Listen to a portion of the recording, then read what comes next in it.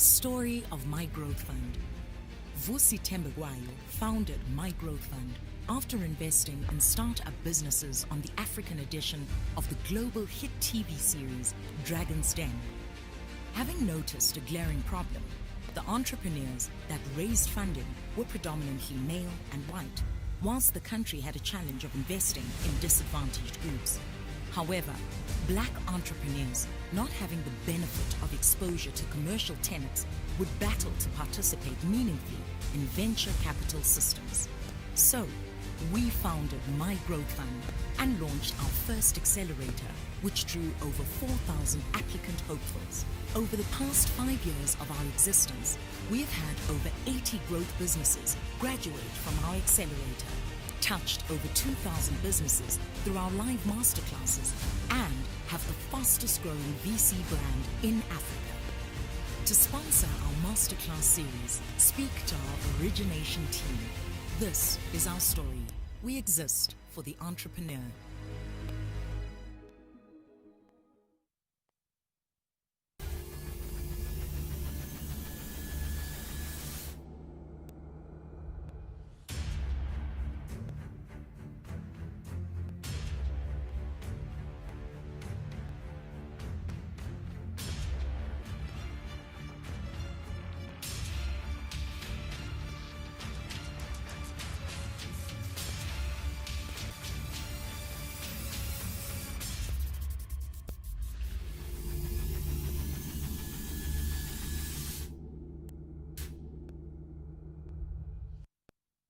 Hi, I'm Vanessa Kisowile, leader of Sahara Sparks. This year's event is looking to explore what is in store for Africa after 2020. This year has been one of a kind. It has brought unprecedented events. But hey, what should we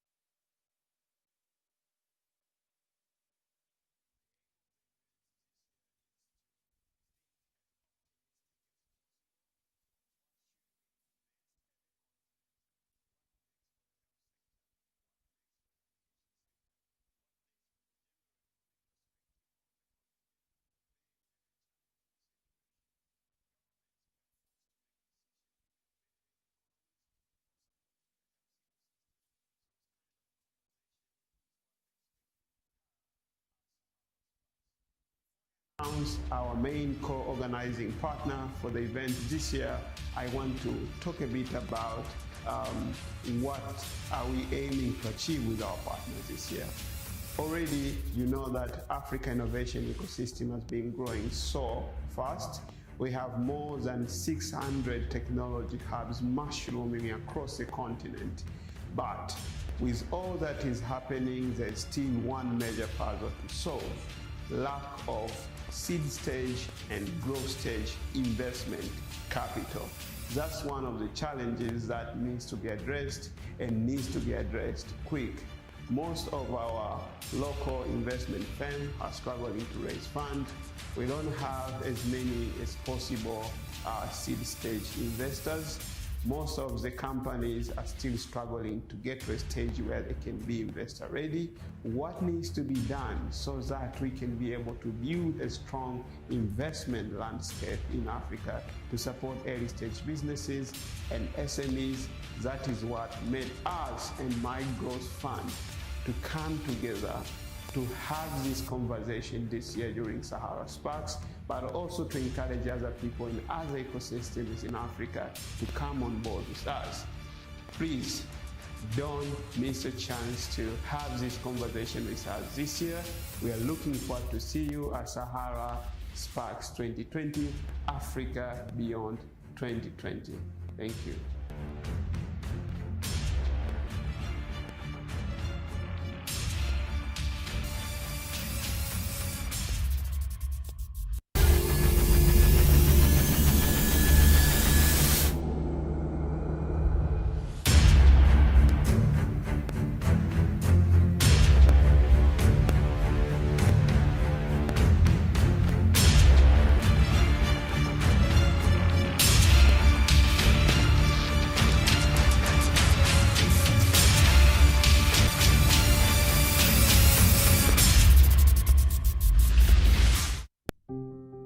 When someone learns to play an instrument, they don't get it on the first try. They fail. In the beginning, they fail many times, but they don't stop. They keep playing through the failure. They keep putting in the work. Then, one day, they don't fail at all. That's what entrepreneurship is. It's pushing through failure after failure after failure. Most importantly, you need the right teachers who can recognize the failures so you can learn from them. That is where one comes in. One. Come fail with us.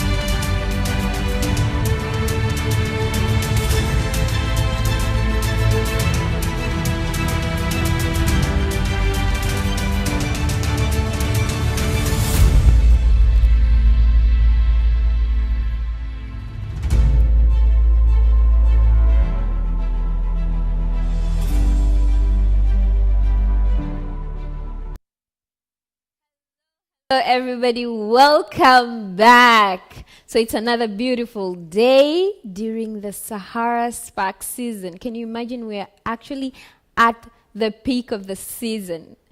It has been an amazing day. We had a great morning to start up with the team. But also yesterday was very amazing. We had a lot of engagement from you guys, so we appreciate it. Keep them coming. We had quite a massive discussion around future of jobs, technology adoption, and we dived in on businesses, and honestly, we were trying to look at the context of SMEs and startups, and a lot of questions that came up is, do we really need startups? How do we support SMEs? We looked at the business landscape in terms of investment. We had some entrepreneurs like Gabrielle sharing their own experiences, but even further, we looked at the technology. How can technology be used for social good and socioeconomic development? So before I dive into any further, I'm just going to share just a bit of feedback or a little insights from some of you and from the discussion of yesterday. So some of the things that were very clearly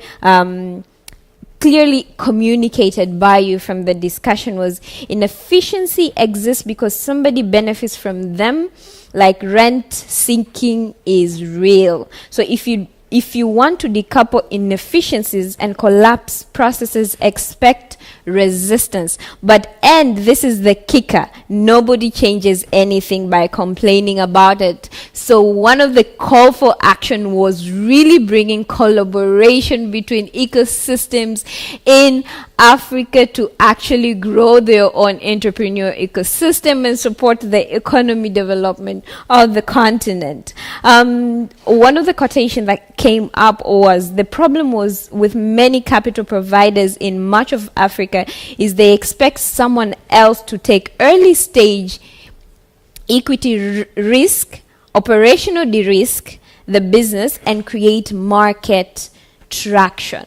So one of the discussion came up was, who takes charge of the early stage investing of the business? Because, everybody wants to invest in the business when they're going good. But also some of the discussion that came up was the involvement of NGO and adaptation, and how NGO can adapt innovation and technology and implementing projects that impact community. So we had a great diverse of speakers that graced a virtual stage, and we had a great conversation for you guys. As we continue, I'm going to share some of the feedback we got from you. So, welcome back. This is the Sahara Sparks Investor Marketplace. Today it's all about business and investment after 2020. We've seen a couple of development. We've seen a couple of businesses, actually, that African businesses that have been acquired, and some have gotten a huge investment from different companies, including Jeff Bezos, if I'm not mistaken. I need to check my facts, right? But I'm sure the speakers that are coming after me, who are investors themselves and entrepreneurs, can tell you more about it. So before I go any further, I'm going to welcome the CEO of Sahara Ventures, Jumanne Mtambalike, and he's going to give us a little quick protocol, whatever that is. Hi, Jumanne. You're welcome. Hello. Thank you, Vanessa. Hello, everyone. It's another exciting season. You can't imagine what I feel right now. At some point of time, I thought this thing won't happen this year. And the thing about technology has a tendency to surprise you and tell you that, don't worry, you can do anything. So I'm very happy today to stay here. I wish I could talk in Zulu, Igbo, and all these different African tribes and try to communicate to everyone in Africa. But the language we all understand, we stay optimistic. Africa is rising, and we are ready to move forward. To further have this conversation, I would like to loop in my brother, my friend, my fellow Pan-Africanist, African optimist, and African futurist, my brother Vusi Sembekwayo.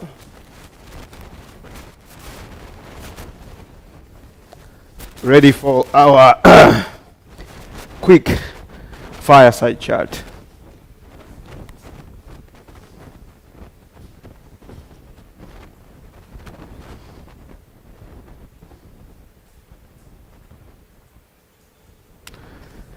Great, so it's coming in. We're all trying to figure out these technology things, by the way. There was a lot of funny stuffs yesterday. I heard it was a monkey business from my technical team. A lot of fun, a lot of chaos, a lot of learnings. A bit of a story. If you would have asked me a couple of months ago, hey, do you expect to do these things this year? Would you be expecting to host Sahara Sparks 2020? My response would have been, I'm not so sure. I remember we went live and announced to the public, I think somewhere around May, that the event is not happening this year. And all of a sudden, we went public and say, we are going to do the event. And then we had to do another public statement saying, we had to do a statement, but we're going to go virtual. So it has been a lot of learning, also from our side. And I believe this is also true to our partners. And soon, we will be joined with my brother, VCs and Angel. Part of our conversation will be that. So what next after 2020? Can we still capitalize on technology, on the investment? Should we rethink our approaches and model moving forward? So that's key. So let's wait and hear from my brother, VCs and Angel, in a few minutes that he will join us.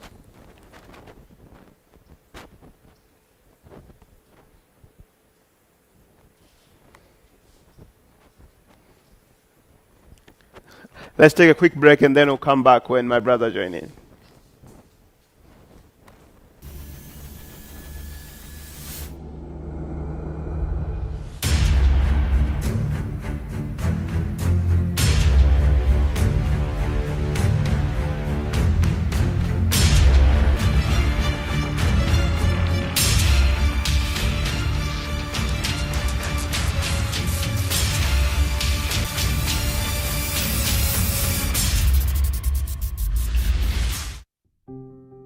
When someone learns to play an instrument, they don't get it on the first try. They fail. In the beginning, they fail many times, but they don't stop.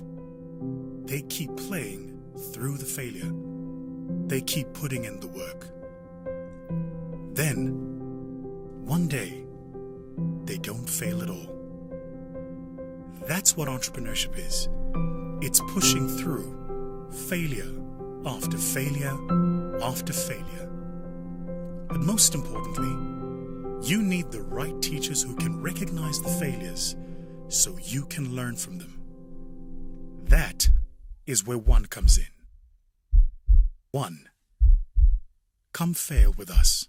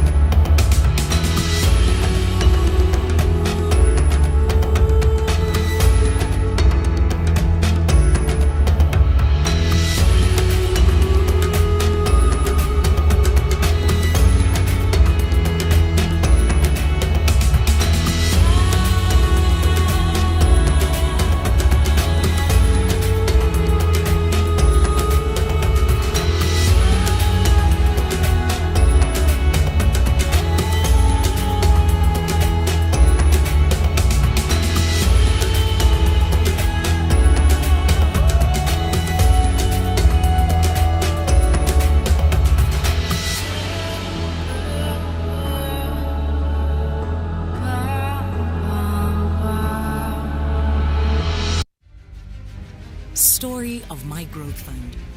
Vusi Tembegwayo founded My Growth Fund after investing in startup businesses on the African edition of the global hit TV series Dragon's Den.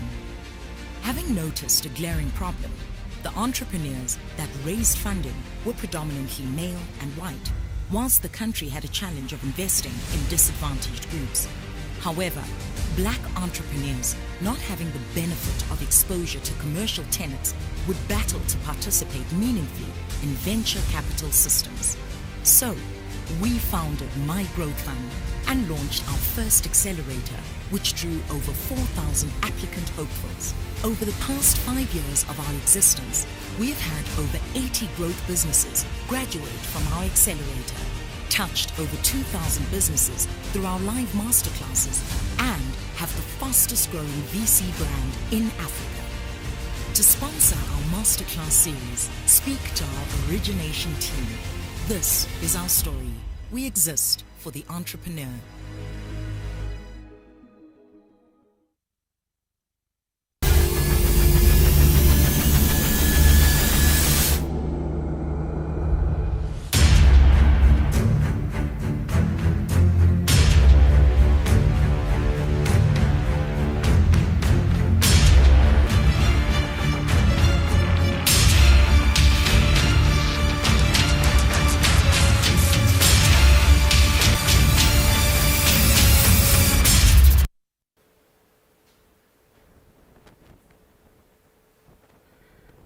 We're back again. It's kind of exciting. It's a new experience for me. You can't see this side. What I'm seeing in front of me is a team of a lot of people doing a lot of amazing stuff. It's tricky and scary because I'm not a presenter. I'm an entrepreneur. But again, it is what it is. We need to cope up with these times of uncertainties. So again, I'd like to welcome my brother, Vusi Tembegwayo, the founder and CEO of My Growth Fund, so that we can kickstart this fireside chat. Welcome, Vusi. Hey, my brother. How are you doing? Are you well? Man, I'm fine. I'm doing what you do so well, being in front of a camera. I told you. I said to you, you're wasted behind the scenes. You should be doing this front of house. Oh my God, I like it. You know, you get to wear new clothes, you get to look good, you get to get the makeups. This is so fun, man. I really need to keep this up. I look more handsome than ever before. I mean, you know, I've over the years, I've had so much makeup done on me. I don't need makeup anymore. My skin has just got natural makeup on it now. Wow. That's exciting. Our staff over there. It's a sunny day in Dar. And it's a bit cloudy out here in Joburg. It's overcast this side. Okay. You know, one of the things about today that I'm really excited by, and if you think about yesterday, you know, it's going to take us a while actually. Probably in the debrief, we realize the amazing work that we've done. Is basically what we've done here is we've pulled together the full ecosystem of different people from across the continent, and that's huge. And I don't think we should take that for granted. No, man. I was getting the feedback from my brother Dumisani yesterday. It was like, you don't know what you and Vus have done for this continent. It's extremely important to show that it's possible for young people from Africa, entrepreneurs, to sit down together and design stuff that are pan-Africanist. We cannot afford to continue to work in these silos. I'm in SA, or I'm in Namibia, I'm in Tanzania, I'm doing my own stuff. Can we really build this pan-African stuff? Which actually is pushing us to our conversation today. Being an investor in Africa, how can we actually intentionally try to create mechanisms for Africans to invest in Africa? It's kind of a structured conversation. Just let's open up that way. How can we get Africans to invest in their fellow Africans? Well, you know, I think one of the challenges that we have to face, right, is that big parts of the continent that do have sovereign stability issues. So if you are a risk taker who becomes an entrepreneur, you start a business and you exit that business and you create wealth, then one of the things you're looking for is stability. And the continent has very few opportunities for that stability. Very few. And so I don't blame a lot of the older guys with a lot more liquid capital who end up investing in, Europe, or they invest, I don't blame them. One of the things we see is money either leaves the continent, or if it stays in the continent, then it stays in hard assets. So you'll typically find high net worth individuals holding droves of property, for instance, and their personal wealth is completely overweight on property. I know, for instance, in Nairobi, Kenya, that's a big part of where high net worth individuals put their capital is in that. So the work we actually have to do is not work about moaning or complaining about it. The work we have to do is to show the light about how to do it. So what a lot of the high net worth individuals, a lot of the, even family offices will tell you is that once the mechanism is in place, the capital will flow. You and me, the work we have to do is to build that mechanism. This is why I'm so passionate that we have to move beyond complaining about the problem and analyzing what the problem is. We now have to get our feet into the fire and actually do the work to build the mechanisms to solve that problem.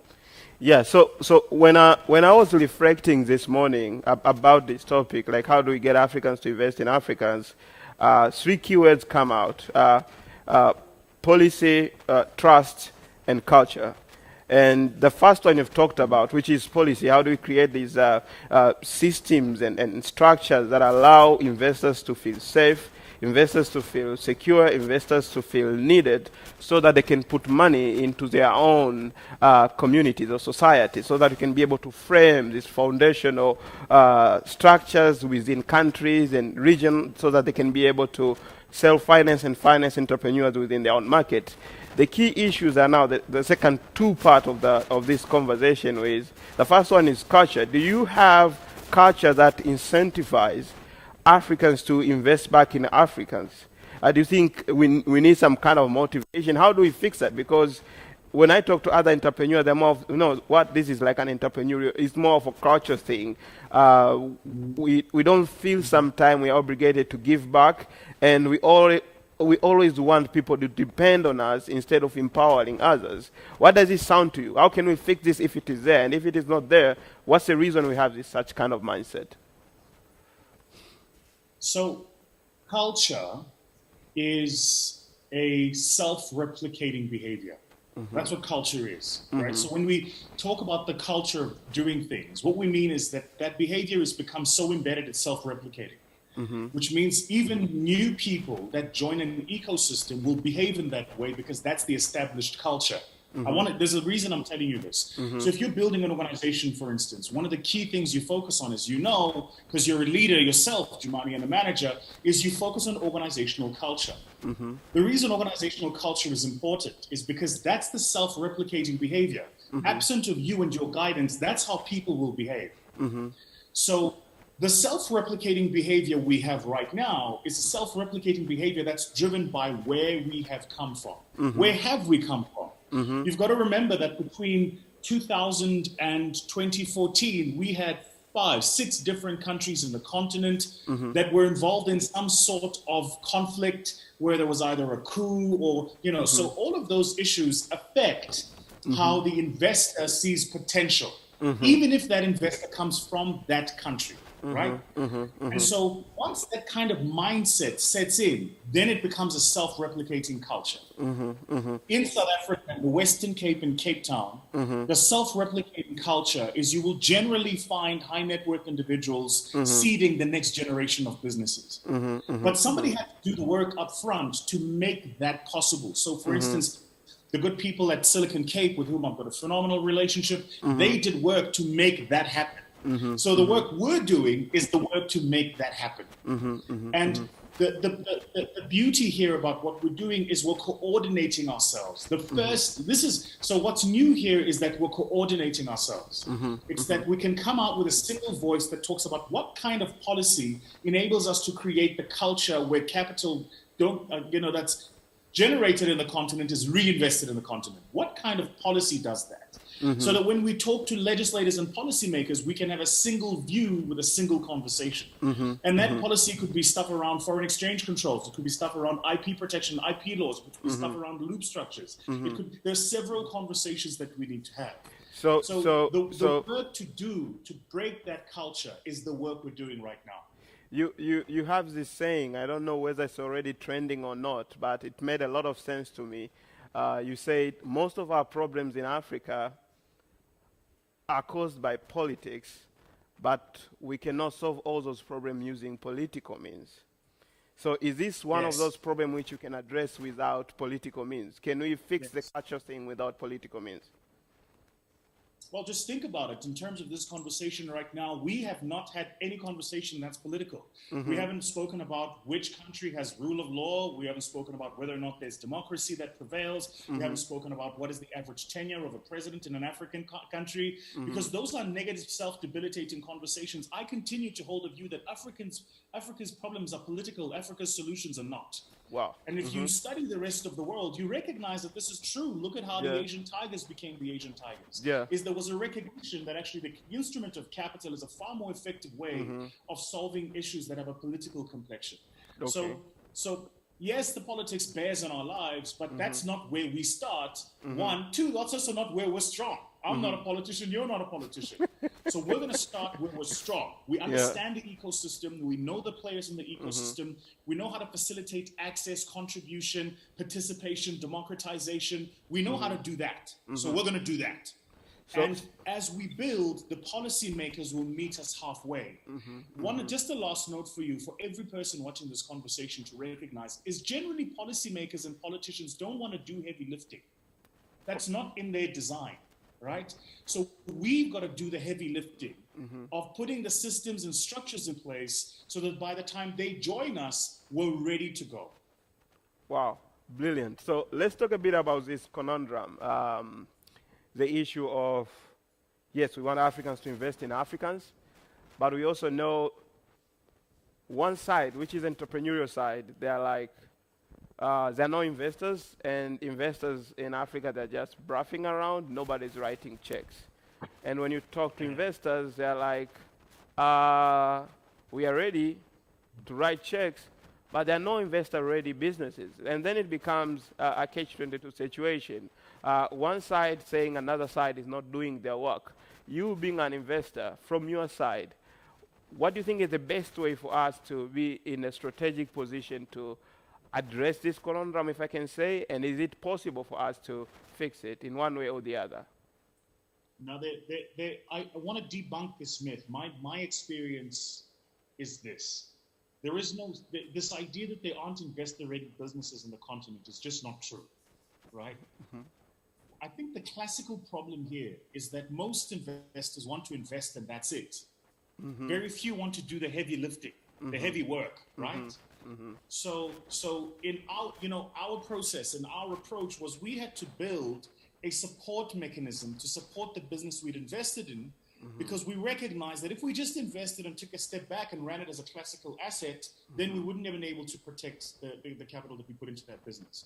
So what I'm saying is, rather than say there aren't investor-ready businesses, investors need to ask themselves, how do we put instruments in place so that when we invest in businesses, we can help them and enable them to succeed, right? Because let me tell you, there are a lot of those businesses out there. Yeah. But a lot of those aren't, in the US, you know this. In the US, they've got Y Combinator, they've got 500 startups, they've got, and so a lot of the soft work that the capital providers at Sequoia wouldn't put into the business, that work has been done by someone else. For us, we don't have quite the same deep, robust infrastructure to get businesses to a point where the investors can say, I'm now comfortable taking the risk and putting my money behind this business. So I think we have to think a lot more broadly. Roland yesterday made the point, Roland from Sirius Capital in Namibia, who are our partners, made the point yesterday, and I thought it was the right point. He said, the question we've got to ask ourselves is, does the classical instrument of venture capital, the way it's been designed, suit what Africa needs now? Yeah. And if the answer is no, then the work we've got to do is to go, so how do we transform that instrument? How do we adapt that instrument? How do we evolve that instrument so that it suits the work of what the continent needs at the moment? Brilliant, brilliant. So key issues. You talked about the like of Sequoia and Y Combinator and the way they are kind of coordinated in terms of how they work in their own ecosystem. We have what we call ecosystem enablers in Africa. You have the accelerators, local business incubators, tech hubs, call them whatever you want to call them. There are more than 644 right now, according to the recent report. What role can they play in terms of addressing this conundrum, this challenge between entrepreneurs and investors? Can they be that bridge? Do you see them playing that role? And if yes, what needs to be done for them to effectively do that? One of the things I'm seeing, which to me actually gives me a lot of hope, is a lot of those support system infrastructures within the ecosystem are now migrating towards capital because they're recognizing that capital is waiting way too far down the line. So I think about somebody like Zachariah George. We've had several conversations with Zach. I think he was on the platform yesterday or will be today. But I think about somebody like Zachariah George, started Startup Bootcamp Africa, and a lot of the work he was doing was the support work, taking early stage soft equity in businesses and then scaling those businesses. Well, Zach is now launching a fund because he's realized that he can scream until he's blue in the face about fund managers meet me halfway, or he can build a fund based on the very same issue that he's seeing. So I think what we'll begin to see is the capital providers on the one end and the ecosystem providers on the other end will meet somewhere in the middle where we're finally creating this hybrid instrument of what should the fund look like? What should the instrument look like? There are classical financial and economic issues here, just at a unit economics level. The average ticket size you've got to do, the amount of monitoring and evaluation, the cost to do a due diligence for each of these businesses, then the cost of reporting, compliance, all of those costs are very high costs for small ticket size businesses. Now, in the rest of the world, they make it work because they've got such a big pool of these that it averages out. Okay. Here, we don't quite have the same issue, right? So I think a lot of the work that needs to happen is how do we create this hybrid instrument in the middle that allows us to meet each other halfway? Okay. So another important stuff, we talked about this ecosystem enablers and their role, but me and you, we know it's very expensive to support a startup at those early initial stage where you need more resources to skill them, you need more resources to build their team, you need more resources to help design the execution strategy or put their product in such a way that it's presentable in the market. It's very expensive, and this crucial work has been left to these ecosystem enablers, in which most of the hubs in Africa haven't yet figured out their own business model. And they're at a stage which is extremely crucial because that's where you build the foundation for a business to become investable. The key question is, who is supposed to subsidize this cost? Is it the hubs should figure out their own business model? Because it becomes a bit of a challenge. People want you to do a lot to support entrepreneurs at early stage, but entrepreneurs at early stage, it can be tricky to support them because it's very expensive. What's your thought on this? Yeah, it's very expensive, and it's not just expensive in terms of costs, as you and I both know. It's expensive in terms of emotion. It's just the emotional investment we put into a lot of these businesses when they either don't work out or, they haven't yet reached a minimum viable product, or they don't have product market fit or any of those issues. It's a lot of upfront emotional time and investment, right? But your question was quite pointed. You said, so who should be doing this investment to build the ecosystem? And if you read The Entrepreneurial State, Nancy's point is precisely that the 20th century, which became the century of the United States, was precisely the century of the United States because it was the state that actually did a lot of the heavy lifting in terms of making available the capital, the technologies, the early stage soft funding, the acceleration for the businesses to be built. So it's not possible for us to do this without in each of our jurisdictions, the state meaningfully getting involved. Wow. I'm also going to make the point that African states are not poor. They're just poorly managed. So this idea that they don't have the capital to do this is just not true, because if you travel to any of those states, you'll find several funding programs that tend to find their ways into the pockets of the politically aligned, not the entrepreneurs building the businesses of the future. So we have work to do there, work to get the state to understand how important it is that it directs its resources to the people building the future. So there's a lot of work to do there. And then finally, I think that the other people that have got to do some heavy lifting on this is the large multinationals and the large corporates. By its very nature, I made this comment yesterday, Africa has been the continent you come to when you're extracting. You come here when you're extracting talent. Yeah. You come here when you're extracting people. You come here when you're extracting natural resources. You come here to extract. And I think what Africans need to do, if we really want this continent to rise into the 21st century, is we need to say to the rest of the world, extracting is not enough anymore. Now you've got to invest, right? And we've got to hold to the fire a lot of the multinationals who've got this extractionary model of doing business. You know, where it's either come in and dump a product and sell it at marginal cost, or just come in and extract raw material. We need to start insisting that those businesses domicile themselves here, that some part of their R&D gets done here, that there's a part of the value chain that is here, that all of that stuff needs to happen. And the reason that stuff is important is because it'll lift all of the economies of the continent and will enable us to create a broader middle class. That means that when entrepreneurs are building businesses, they've got a much bigger middle class as a ticket that they can sell into. Brilliant. So we'll be back. We're going to take a quick break with more concrete stuff wrapping up in the second part of our session to take quick way forward and what needs to be done. Thank you so much, Vusi. We'll be back after a 1 minute break.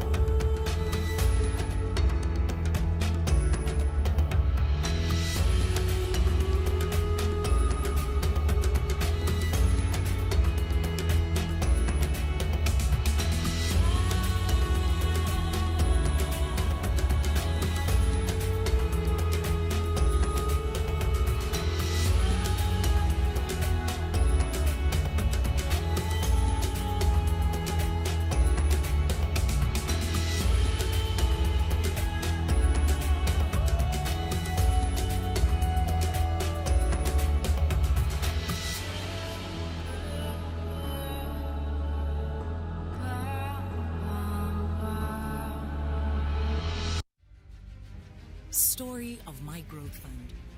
Vusi Tembegwayo founded My Growth Fund after investing in startup businesses on the African edition of the global hit TV series Dragon's Den.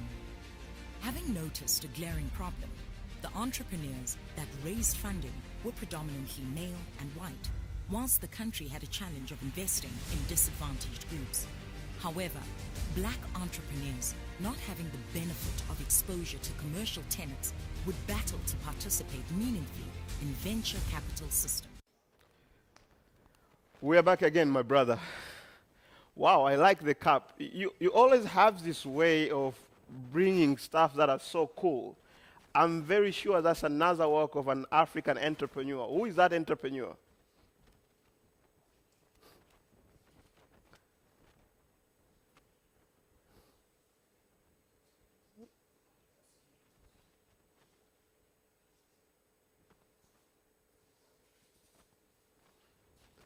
I've muted myself. I'm so sorry. I was saying I bought this at a market in Mozambique. There was a lady in Ponta Douro who had like a marketplace where she was selling ceramic ware, and I bought this cup. I've got about 4 or 5 of these that are kind of the same design but different color. Wow. So among the stuff that I've been learning from you is this intentional support to support what you call the underdogs. By the way, I really like that first episode of your new storyline with entrepreneurs. What I'm very keenly looking forward to continue to learn from you is how do I build this structure and systems to find a way to support entrepreneurs, not in a formal structure, but also in formal structure. I really love the ways they're engaging with you on your social media pages. I dropped that because I'm not that good with cameras and everything. I'll focus on what I do best. Yeah, so back to our conversation. We talked about so many things in the first part of the conversation. Now I'm trying to narrow it down a bit.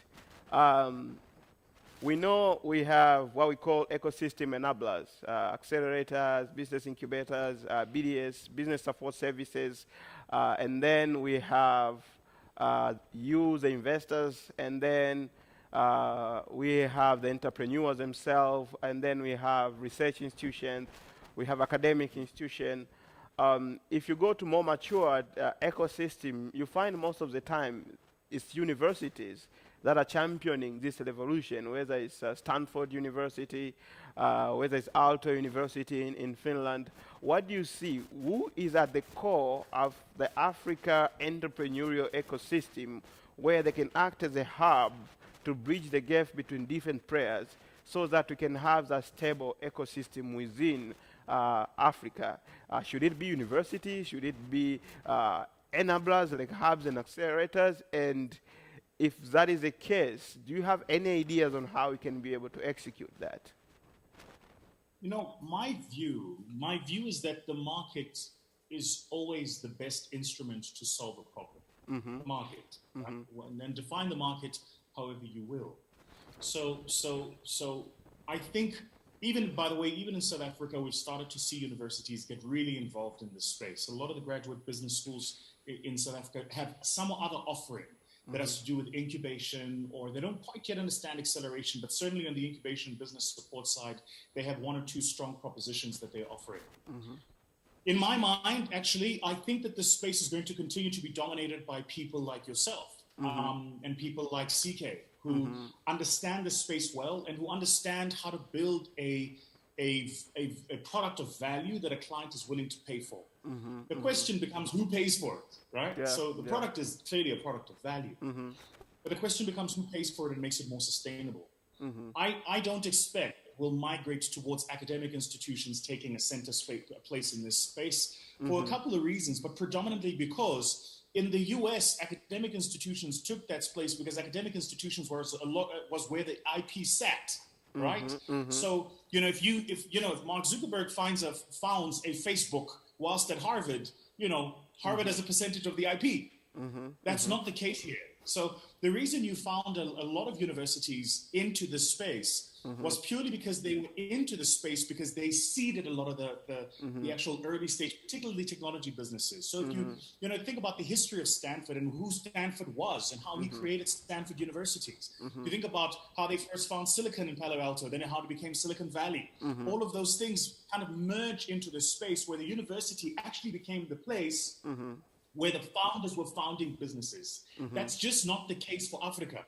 Founders are founding businesses in townships and rural areas, in slums. That's where founders are founding businesses. So I don't expect that academic institutions will play a predominant role in that because they're not at the heart of the action. I think incubators and accelerators like yourself and the good work you do at Sahara Ventures will continue to dominate that space. That's my own expectation. Wow, brilliant. The only question left, who's going to pay the piper, right? So who's going to make available the capital for us to do this work at scale? And on that, the jury is still out. Brilliant. So as we are wrapping up and moving towards the end, someone, I think it was on, I think 2 days ago when we had some sort of an ecosystem meetup, asked the question around, should we focus on these like high growth businesses, the so-called zebracorns, big companies that completely transform the continent, or should we put more emphasis on traditional SMEs operating maybe in rural and some semi-urban Africa, because some people really feel those are the ones who are actually doing impact, and then these high-end unicorn types waiting to exit, bridge scaling approach might not be working so well for Africa. So what's your thought on this? I don't think it has to be either or. I don't see that those two are mutually exclusive. I think we can do both. Again, I'm a free market Keynesian economics guy. I genuinely believe in the power of the free market, right? And so whilst there's no such thing as a pure free market, I think that you can get instances where you're really, really close to that. And so those kind of fundamentals, you can just get back to the first principles of how free markets work. I think what will happen in this instance is the capital will flow where the return is. You know, I often make the comment, in fact, I think I wrote about this in my first book, The Magna Carta. Capital and relationship have a supremely monogamous relationship. Capital and return, rather. Capital and return have a supremely monogamous relationship. Capital will never cheat on return.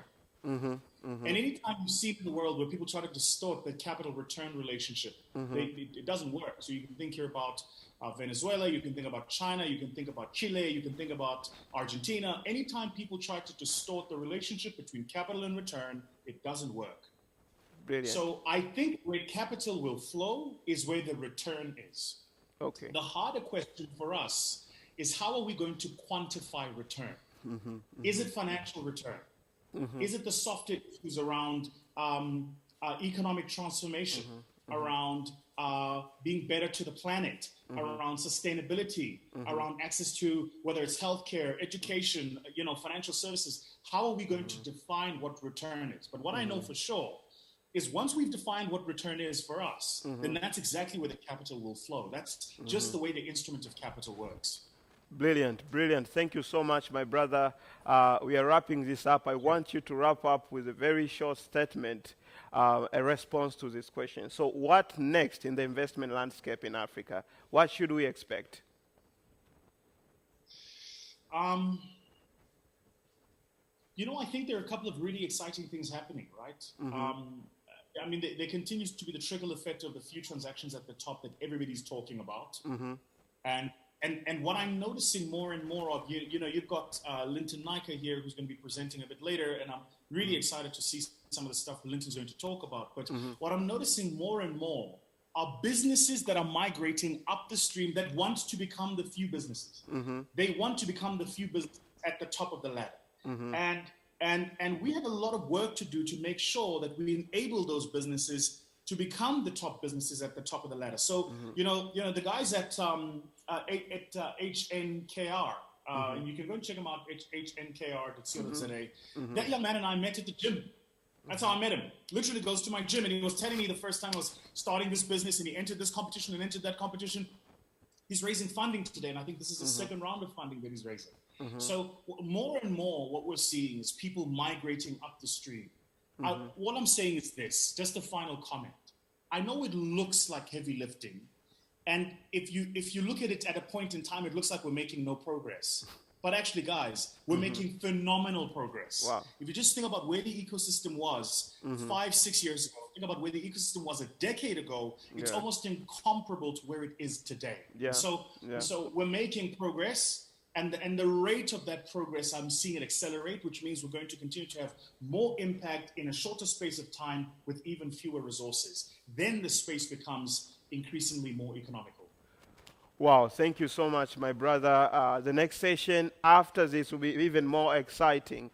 So the idea of this session was actually just to ignite what's going to be happening for the rest of the day. We'll have a lot of conversations like this. Some of the things that really stand out, we talked about culture issues and how are they affecting in terms of how Africa invests. We talked about the core of the innovation ecosystem in Africa. Should it be a university, an accelerator, or program like us? We also talked about policies and regulation and the way they hinder how capital comes and flows in Africa. We talked about the role of universities and other key players. So that was all about how can we make Africans invest in Africa. The next session is more focused, more narrowed, and it's a very interesting session. The reason it's very interesting is because of the two people who are going to be part of that session. The first person is a person I really respect a lot. He has done a lot, and he has a very noble career. Tommy Davis, Mr. Tommy Davis. He came all the way to Tanzania. I remember his inspiring word around make sure you as a young people work together, make sure you start something that can attract investment to Tanzanian youth, and we're promising you that we are doing that work and it's moving on amazingly. As you can see, this conversation is still happening in this beautiful country of Africa called Tanzania. And another person is my brother E. I think I've done a lot at this age, but what he has been able to achieve at the age of 29 is just amazing. Being an African kid born and raised in Africa, to be able to achieve that is just amazing. So the next session is going to be a cross-generational leadership dialogue about what next for the investment in the African landscape beyond 2020. We'll be back after a very short break. Thank you so much. When someone learns to play an instrument, they don't get it on the first try. They fail. In the beginning, they fail many times, but they don't stop. They keep playing through the failure. They keep putting in the work. Then, one day, they don't fail at all. That's what entrepreneurship is. It's pushing through failure after failure after failure. But most importantly, you need the right teachers who can recognize the failures so you can learn from them. That is where One comes in. One. Come fail with us. Story of My Growth Fund. Vusi Tembegwayo founded My Growth Fund after investing in startup businesses on the African edition of the global hit TV series Dragon's Den. Having noticed a glaring problem, the entrepreneurs that raised funding were predominantly male and white, whilst the country had a challenge of investing in disadvantaged groups. However, black entrepreneurs, not having the benefit of exposure to commercial tenants, would battle to participate meaningfully in venture capital systems. So, we founded My Growth Fund and launched our first accelerator, which drew over 4,000 applicant hopefuls. Over the past 5 years of our existence, we have had over 80 growth businesses graduate from our accelerator, touched over 2,000 businesses through our live masterclasses, and have the fastest growing VC brand in Africa. To sponsor our masterclass series, speak to our origination team. This is our story. We exist for the entrepreneur.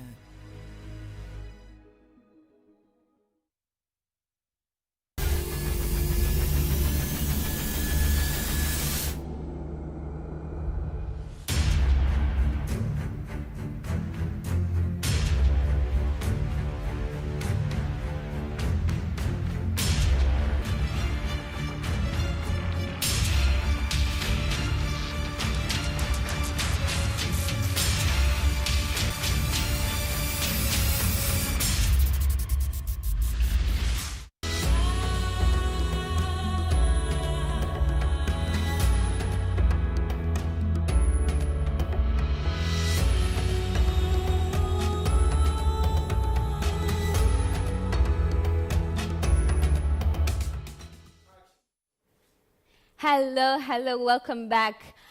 Wow, it has been quite an intense and an amazing conversation between VT and Jumanem Tambalike. So, before I go any further, please do not forget to share your insights. We're talking about investment and entrepreneurship in Africa. Do not forget to hashtag Beyond 2020, tag Sahara Sparks, and My Growth Fund. So there's a lot of discussion that have been going around, but most important is what we have seen is what is the future of the investment landscape in Africa. They have explored a little of the past, maybe a little of what is going on right now, but I'm going to welcome in the conversation Mr. Tommy Davis, who is a Chief Investment Officer at Green Tech Capital Partners and President of Urban.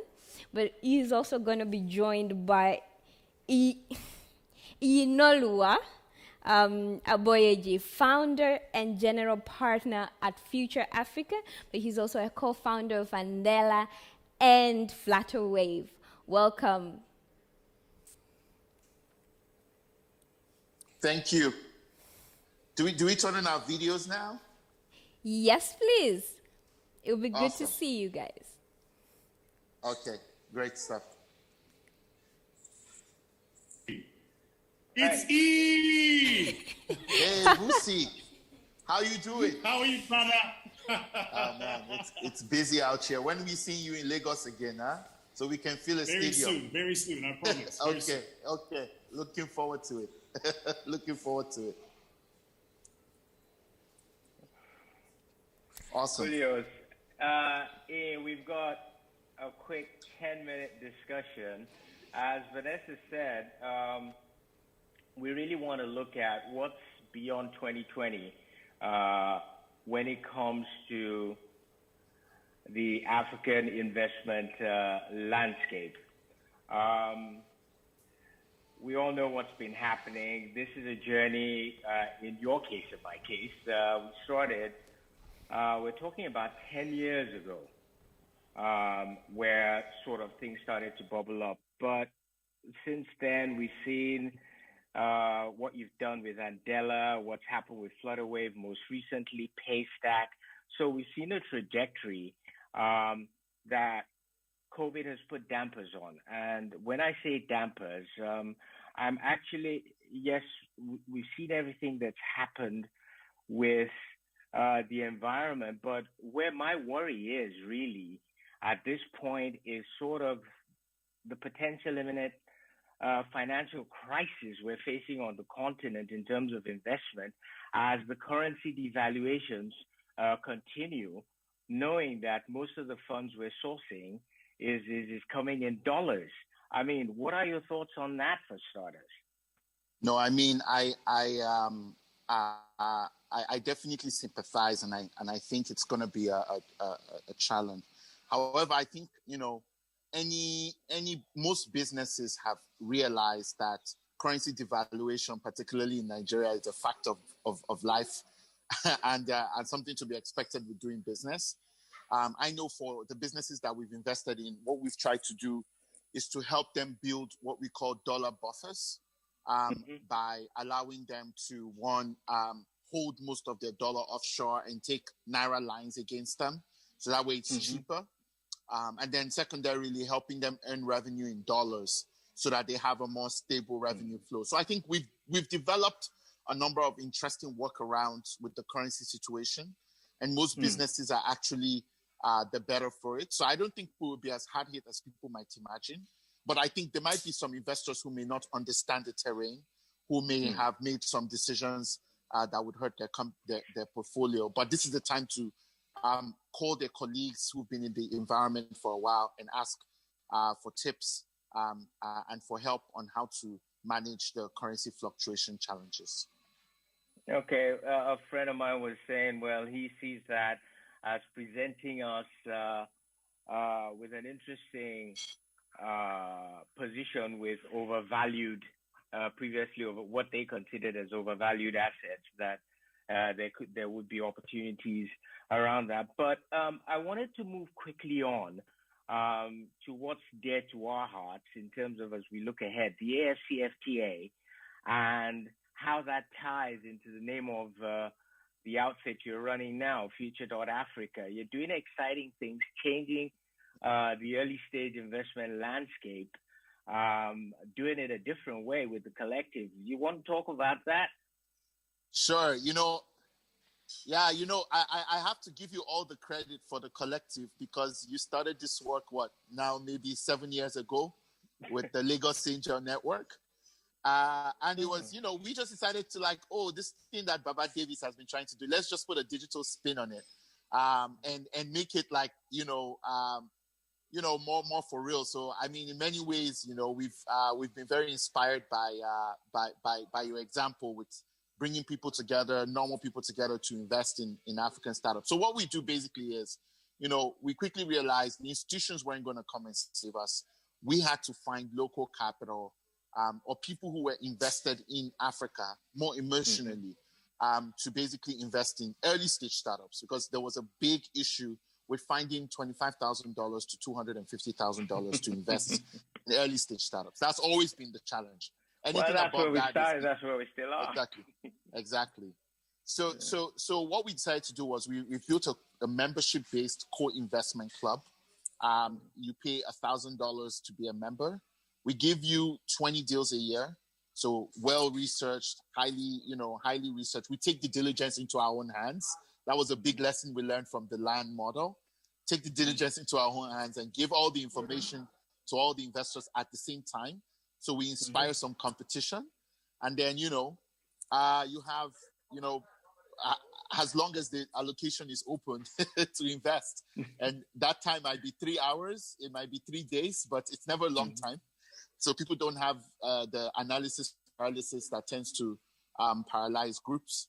And that has worked really well. Last quarter, we're able to deploy $1 million in capital to companies. We never imagined we'd be able to do that. In a and then quarter. in one quarter. In one quarter. So 9 companies in one quarter, writing checks of between $25,000 to $250,000. For those who don't want to be, who don't have the patience for competition, we have the rolling fund. So every quarter you put in whatever amount of money you want to, and on the basis of that we'll invest in all. You're invested in all the deals we invest in for that quarter, and if there's any funds remaining, you roll over to the next quarter. So that's basically how we've adapted the Lagos Angel Network model and made it digital. I haven't met more than 5 members of the collective. I barely know them, except via KYC, because we do a lot of KYC. But the work speaks for itself, and that's the thing. The work speaks for itself, which is why people buy into it. And I'm glad that we've got members in the syndicate that are in Future Africa, exactly, and vice versa, because I'm trying to share with people the fact that the nature of investing is changing.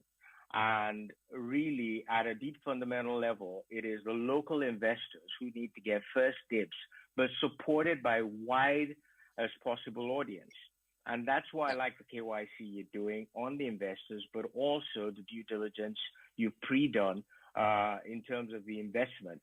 Now, I wanted to move quickly because we've only got a few minutes left on to look at the industries themselves. I mean, let me just reel you very, very quickly some stats that are useful. FinTech is red hot. It took 836 million in terms of inbound investment of the 2 billion we got last year. And that's all around financial inclusion. You've got off-grid tech, you've got insurtech. Then we've got online mobile commerce. So I'm talking e-commerce, ed tech, and that lot. Seeing another nearly 600 million come in. Now, we're not, for some odd reason, I don't know why, we haven't taken on board that things like Nollywood, okay, and music. Look at Netflix has come in. We haven't taken the media and entertainment industry seriously in terms of trying to crack that nut in our technocentricity.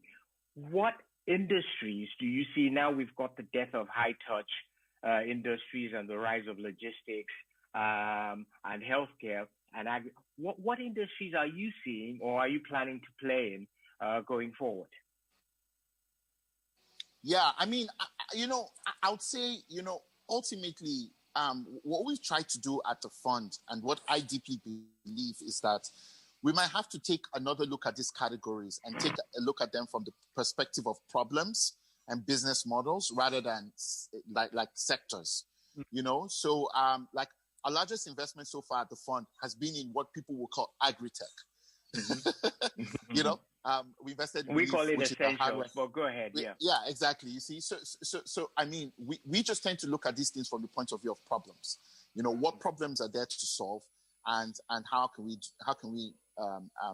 intervene with solutions that really make a huge impact and turn those challenges into global business opportunities. So, I mean, for us, we're looking at all the areas. We're looking at crazy ideas, agri-tech. We're looking at hardware. We're looking at health tech.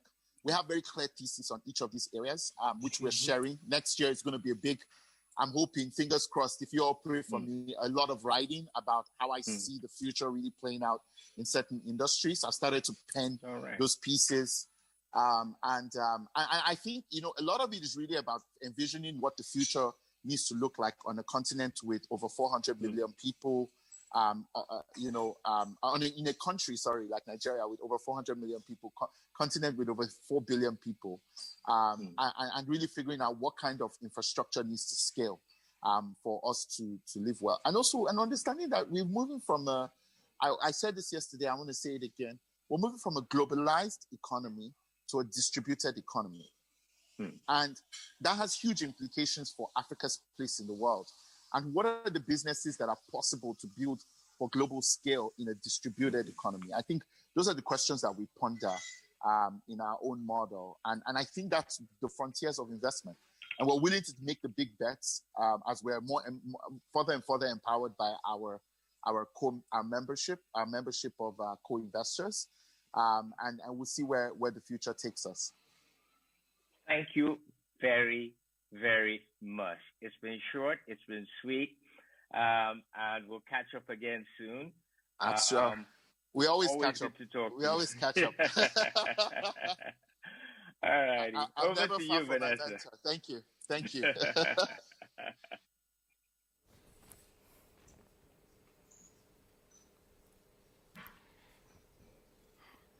Thank you very much, Tommy and E. It has been quite an interesting discussion.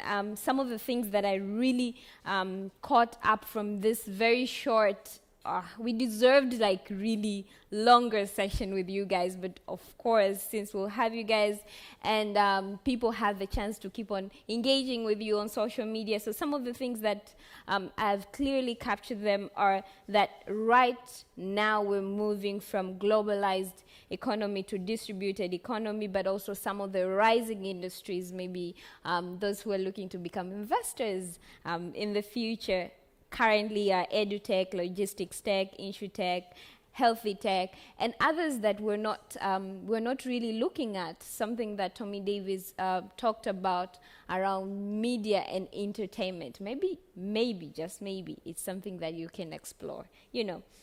But also something that E talked about developing a number of robust systems to work around the issue of currency devaluation. In many, this can work in many countries in Africa. So thank you very much. We are gonna have a great discussion ahead. Keep on engaging. Use hashtag Beyond2020, tag Sahara Sparks and My Growth Fund. Keep on sharing. So the next session, we will go into a break section for those who will be going to who are looking forward to hear more conversation around seed stage or early stage investment. Please stay tuned. We're going to share the links of these different sessions. And for those who really just want to know more about Series A investment, we'll be right back with more information.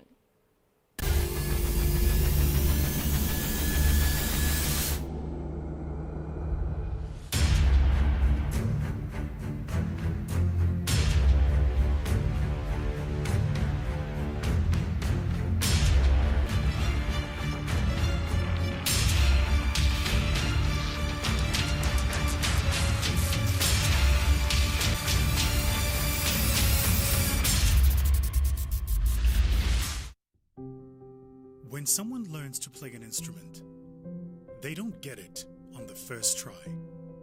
They fail. In the beginning, they fail many times, but they don't stop. They keep playing through the failure. They keep putting in the work. Then, one day, they don't fail at all.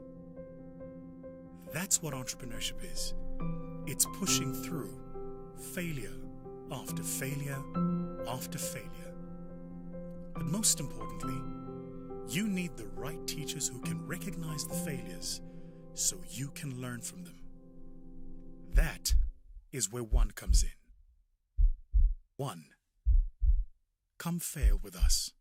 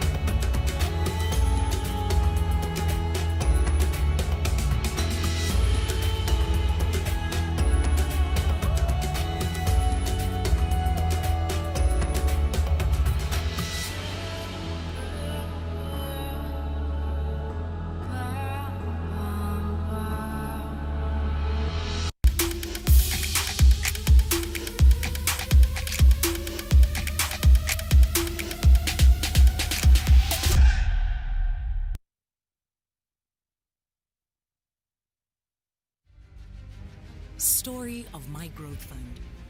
Vusi Tembegwayo founded My Growth Fund after investing in startup businesses on the African edition of the global hit TV series Dragon's Den.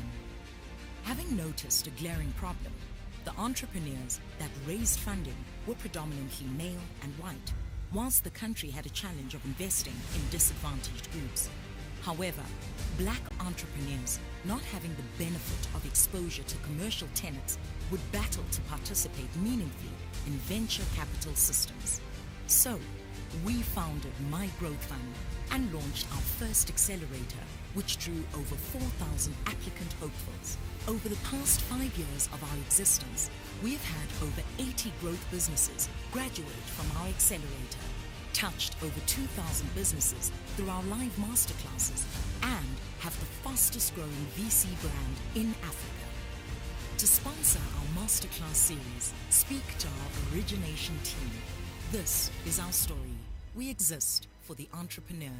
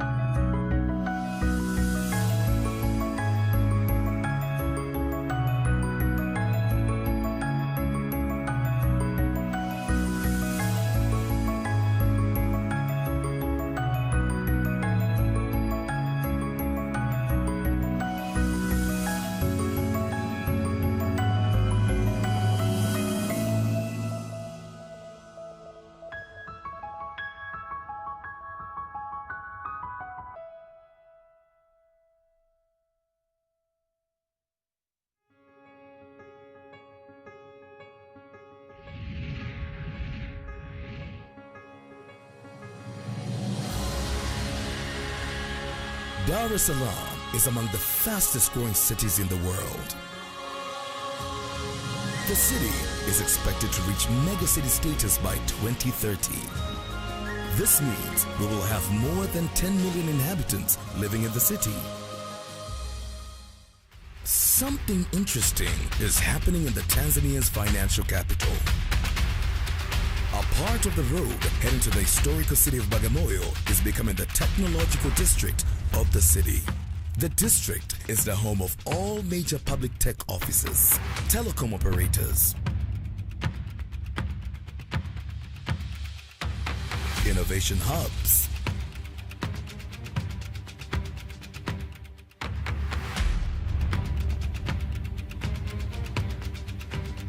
financial institutions, research agencies, and the College of Information Technology of University of Dar es Salaam. Startup companies and tech-driven businesses are moving to the area. The future is here. Organically, the district is championing Tanzania's efforts towards digital transformation and the fourth industrial revolution, creating a generation of new businesses and equipping youth with future skills. Join us and be part of the exciting journey by helping to promote, Invest and accelerate the growth of the district, the growth of Silicon Dar. You can follow the movement via www.silicondar.org.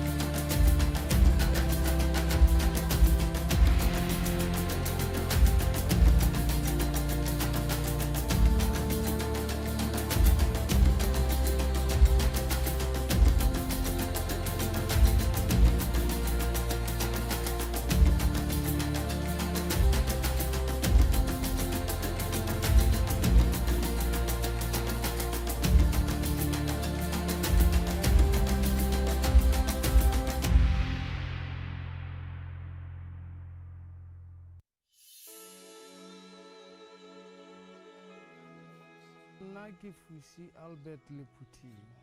Ene mona Liputi mona na ke director. Naki na Maria Liputi, ke na me wa mona lapeng. And then role yaka mo company ke more on a safety side. And then le more on on the financial side. Mona le putting re transport like hali bitso le chole re le putting and three daughters holias re transport the fuel oils and other chemicals for our main customers ke re tsa Sasol, and then re transport the BME and other companies like the energy company, and then more wholesaler. So our main customers ke ceramic industries and evergreen and some other customers. Ka history ya ka dilemong tse 20 ya motsetseletseng ke neng ke lelegisa tsona tsena mme ke ila ka bona hore le hanka tswela ka ntle ka ema puaneng mane moya wa mfoka. And then we just started this 2008 May with the 2 trucks. In 2008 the fuel price was very high. To fill up this truck when it's empty, it was over 7,000. Our main success is que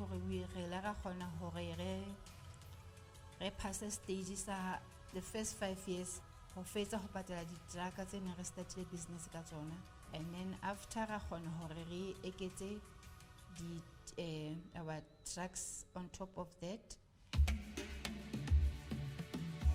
So success ya rona gore re la ga gona ho thola wholesale e leng ya go thusa hore re kgone hore re ska hlola re sela diesel ko ntle mo neng re sebedisa pump price. With the wholesale, we have our own fuel storages, we have our own pumps, and then our trucks fill up here. That the system is profit. My name is Sana Liputing, and my role here, I'm a senior debtors administrator. By attending master classes, we learned a lot of things, and I learned about the HR. But finance, it was the most difficult one. Attending master classes helped us a lot. So everything that we did at master class, we also did it here at the company. Yes, I would recommend entrepreneurs for the ESD program. 10 years ago, mona me haibane dintho dintse di le ka tsela ye ntse di hantle. Re ka bona re menahantse habedi. re tla be re na di-trucka tse ding, and then lefatshe le tla be le aketsehile, and re na le 9 hectare mo. Ha re ka ra bona re bula, re shifta diterata, re phaka diteraka, and then ke nahana ka be re le motlotlo mme.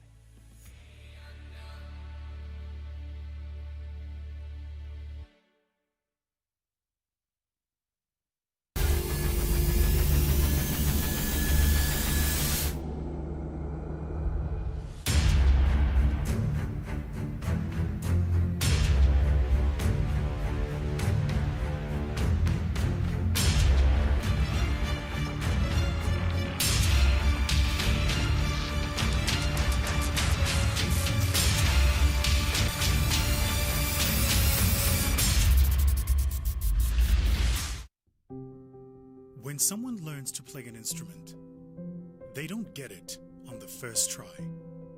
They fail. Hello, and we're back again. So we're bringing you an even hotter, deeper conversation around business and investment landscape. I'm going to hand this over to Vusi Tembekwayo, our organizing partner and the CEO of My Growth Fund. And their discussion is going to be around, is the VC model we have adapted right for the African landscape? So stay tuned. If you're following on YouTube, go to Sahara Sparks Investor Marketplace Stage 2 to follow up the conversation. And do not forget to share your insights and comment with hashtag Beyond2020. Welcome, Vusi. Thank you. No more ads. No more ads. Like, We let's hear get you. going with the Here, action. here. I second that one. Right. Okay. So I actually want to get right into it. We've got phenomenal people in this discussion, and I'm looking forward to engaging with each of you. Real, who joins us based in Cape Town from Exio Capital. Zach, who's well known to everybody in the community. Startup Bootcamp Africa, and now of course raising his own fund. Jim, you're joining us in Tanzania. Am I correct? No, I'm not. I'm joining you guys from Johannesburg. Okay. Oh, good man. When this is done, you and I will have a social distancing coffee, and I promise we'll keep our social distancing. And of course, Audrey, who's busy doing work now with Anza Capital. So there's a lot of us in this conversation. Rob is in the discussion, and we'll get into everybody else who's joined us in this discussion. I actually want to start want to get right into the heart of it, right? Ticket size. So Zach, I know that this is a discussion you can relate with. So the argument you and I have had was this: the ticket sizes where there's a biggest gap of capital is not economical for funds, right? And you then said to me, dude, it actually is economical. You just got to find the right model to do it. And I was like, nah, I don't buy it. Buy me a second cup of coffee and let me see if I can get my head around this. Then this morning, I just heard E. I get it. Then this morning, I just heard E go, the gap you were talking about is exactly the gap they've identified at Future Africa. And I in this conversation, you got somebody like Rob who runs Invest Africa. You got Real, who's a partner at Exio. These guys have tons of money. By the way, Real can just sign a check here for all of us, and all of us, really. So are we missing a trick is the question I'm asking. Like, is there a trick that we're missing with our classical view of what venture capital should be? You're on mute. Sorry, that's the phrase of 2020. You're on mute. Absolutely. Sorry. Lucy, who are you asking? VC? That question is directed at Zach, and then Rob, I want you to jump into. Okay. Okay, awesome. I'm glad that we heard from E and Tommy, both very close friends of mine in Lagos. So what E and I are doing in our respective funds are a big gap in the African market. So as an example, I was one of the first backers of E at Flutterwave. I wrote him a check when he just gotten out of Y Combinator. Back in 2016, Flutterwave did not have a single, or not a single. It had less than 2% of the cap table outside of the founders were from African investors, right? And I was one of his first African backers back then. The problem is, once you get to a Series A stage, like a Flutterwave or a Paystack or a Sendy or a Paga or an Mcopa, everyone and their mom wants to give you capital, right? Because you had that article on TechCrunch, you're on Crunchbase, and suddenly all the funds in the US wake up. But guess what? They're going to pay a good price for you, right? So most Series A good African tech startups, the evaluations pre-money start at 10 and go all the way up to 50. These are anecdotal evidence-based decisions. Facts that we've seen over the last 4 years. So if you want to invest in Flutterwave and make a 10x on your money, and you come in at Series A, there isn't much upside for you as an investor, right? So the whole point is, how do we? But at the same time, people will say, of course, investing in seed is risky. So you've got to understand, how do you effectively de-risk yourself at seed, and at the same time enjoy massive valuation upside? And one of the ways of doing that is by working. I mean, I'm glad that you, and in your chat, you mentioned Y Combinator, you mentioned Techstars, Startup Bootcamp.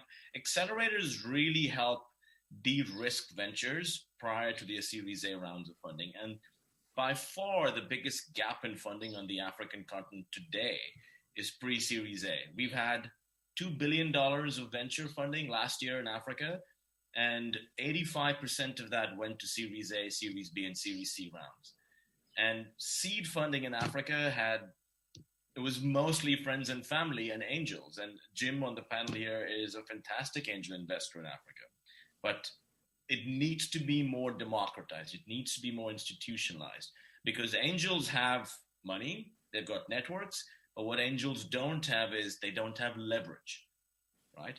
And structure. So if you have a seed fund for the continent that acts like that leads seed rounds and groups in angel investors to create $1 million. I mean, the average seed round in Africa today is between $500,000 to, at the very most, $2 million. And it takes enterprises usually anywhere from 2.5 to, I've seen as much as 4 years to raise a seed round, because you're getting $10,000 checks from 30 angels. It's just simply not efficient. Yeah. So by having an anchor seed fund that can take an entire round out together with angels, founders can focus on running their business and not raising capital. But there are several of those out there these days, aren't there, Zach? Just like yours and a few others that have popped up in the last few. Yeah. So Future Africa that E runs is one of them. Launch Africa that myself and Junaid have started is one of them. But those are probably the only two Pan-African funds. A lot of the other seed funds are hyper-local, which is good. But it's about time that we had a Pan-African seed fund. And it's just some initial observations. I mean, I want to jump in there, and Jim, I'd love to get your thoughts. This is a space that you probably understand better than most of us in this conversation.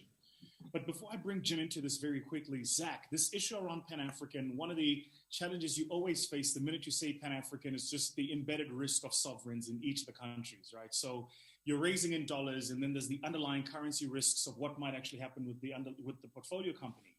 How have you, when you're dealing with limited partners in your own space, how have you engaged in terms of that risk? What have you been hearing? Yeah, I mean, so that's why early stage investing takes a lot of that risk off the table, right? So when you're investing at a seed round, right, you're investing in technology platforms. Most of these businesses are barely post revenue and are on track to doing an institutional round. So a lot of the currency risk just does not exist. Right, so these are dollar funds, dollars coming in, and your strategy is to get out at Series A or Series B. So it's dollars in, dollars out. The real risk from a currency fluctuation standpoint happens at the private equity stage. I mean, we all know how, I wouldn't say poorly, or how private equity in Africa did not do even close to what it was said it would have done 15 years ago. All you have to do is ask the LPs in KKR, Carlyle, and Blackstone if they even got 10% of their money back. They didn't. And a lot of that was because of the depreciation of the naira, the rand, the shilling, etc. So when you look at infrastructure, when you look at property financing, when you look at large growth projects that are related to foreign currency risk, that risk exists. When you look at platform plays, marketplaces, the sharing economy, a lot of it does not have that currency risk because your customers are entirely digital. So at the early stage, a lot of that risk goes away. So and LPs that get that have been LPs at other VC funds in emerging markets, don't even ask me that question. Mm-hmm. I think it's quite an irrelevant question to ask at the early stage. That's very interesting. It's very interesting that because that means that you're almost able to qualify the suitability of an LP just based on the questions they're asking you, because it gives you a sense of whether or not they actually understand what it is you're doing in the first place. Jim, I want to bring you in here. I mean, the work you've done at Untapped. I think Rob had a couple of comments. Let's see. Rob, do you? Pass it over to Rob first. Rob always has a comment, but I wanted to bring Rob in a bit later because I'm loving the work Rob is doing at the moment with Lion Cage and the acceleration that Rob is doing off the back of that. So I want him to share a bit about that experience. What's the gap that he's seen? And by the way, Rob has been able to put up and profile some incredible businesses, like some really, really cool stuff. But Jim, I just want to bring you in here very quickly. So the work you do with Untapped is well known and well documented. I just want to understand it. By your perspective, what in the ecosystem is missing, if anything at all?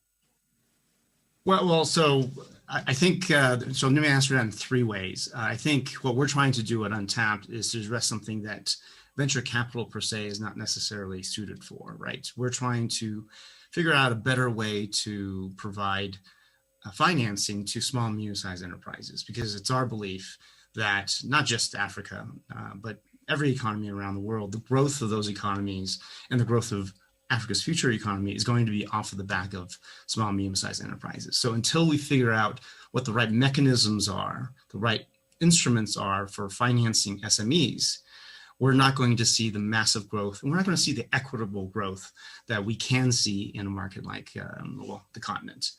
So that's what we're trying to address at a very fundamental level at Untapped.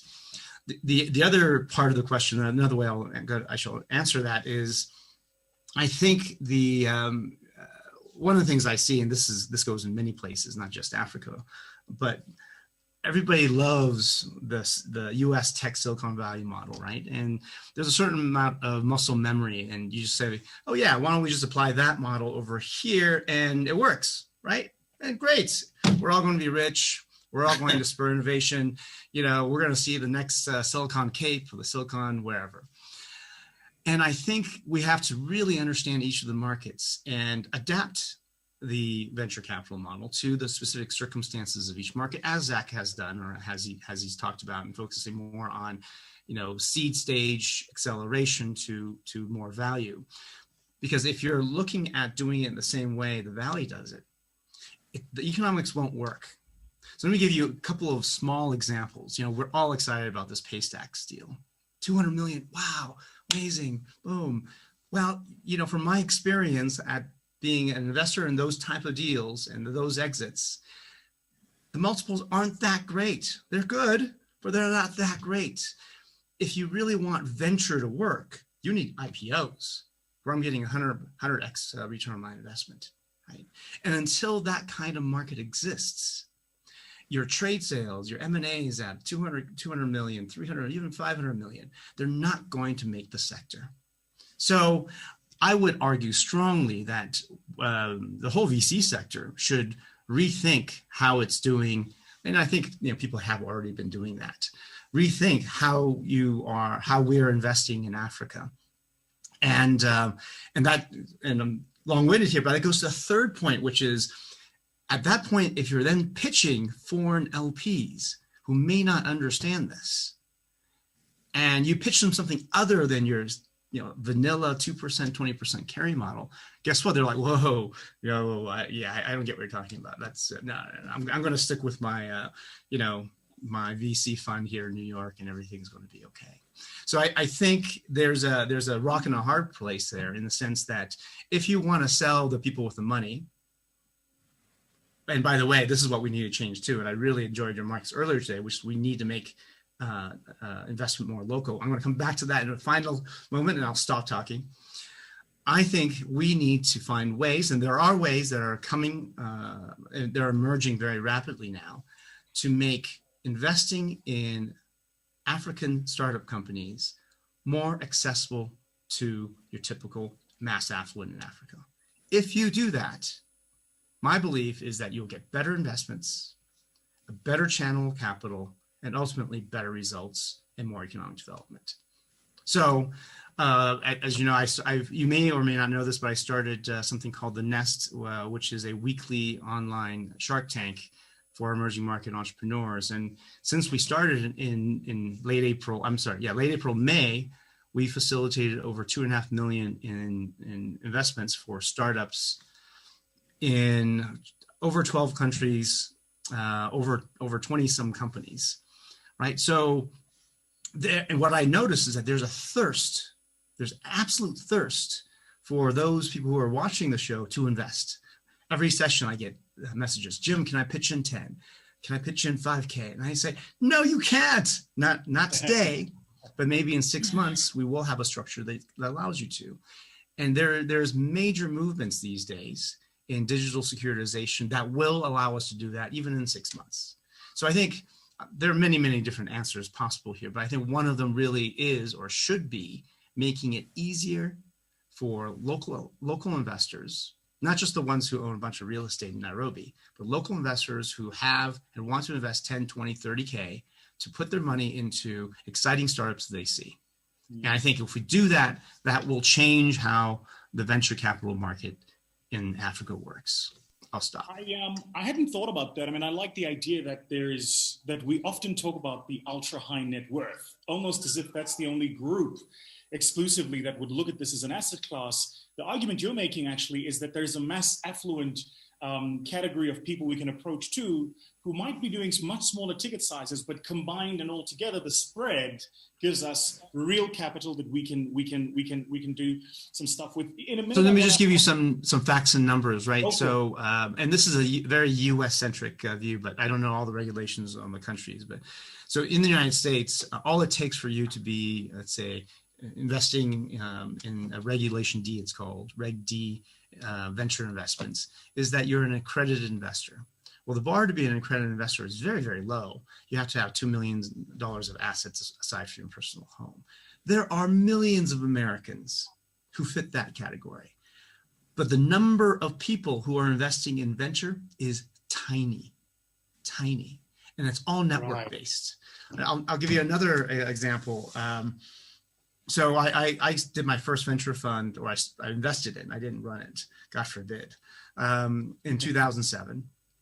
And I did quite well, and I attended one of the first, my first LP meetings, I think 3 or 4 years ago. I walked in the room. I think I was one of the only non-white males in the room. Right? Wow. And it wasn't as if the GPs were saying, well, we're only going to take money from white males. Of course not. Everybody found their way through their channels because of the networks that they had.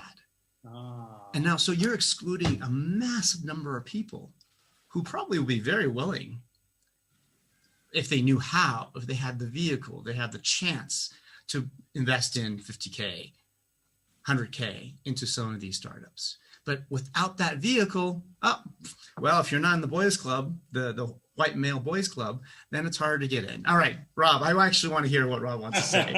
Rob, I want you to jump in here. I loved what you were saying, Jim. Actually, I would have loved you to continue, and maybe we'll talk afterwards, because you brought up a few points I'm really interested in. One is the crowdfunding. Love the idea. And I saw the penny drop as well with VC. So maybe we should have a chat about that. But John Medved in Israel has Our Crowd, which is the big crowdfunding vehicle. Let's chat to him about adapting that vehicle and have an African arm to pick up the mass affluent. Love that idea. We're going to do it in 6 months. So brilliant. Anyway. Well, I'd love to help you on that. Yeah, I'd love to work on it together with you. Absolutely. And with second comment, everybody else.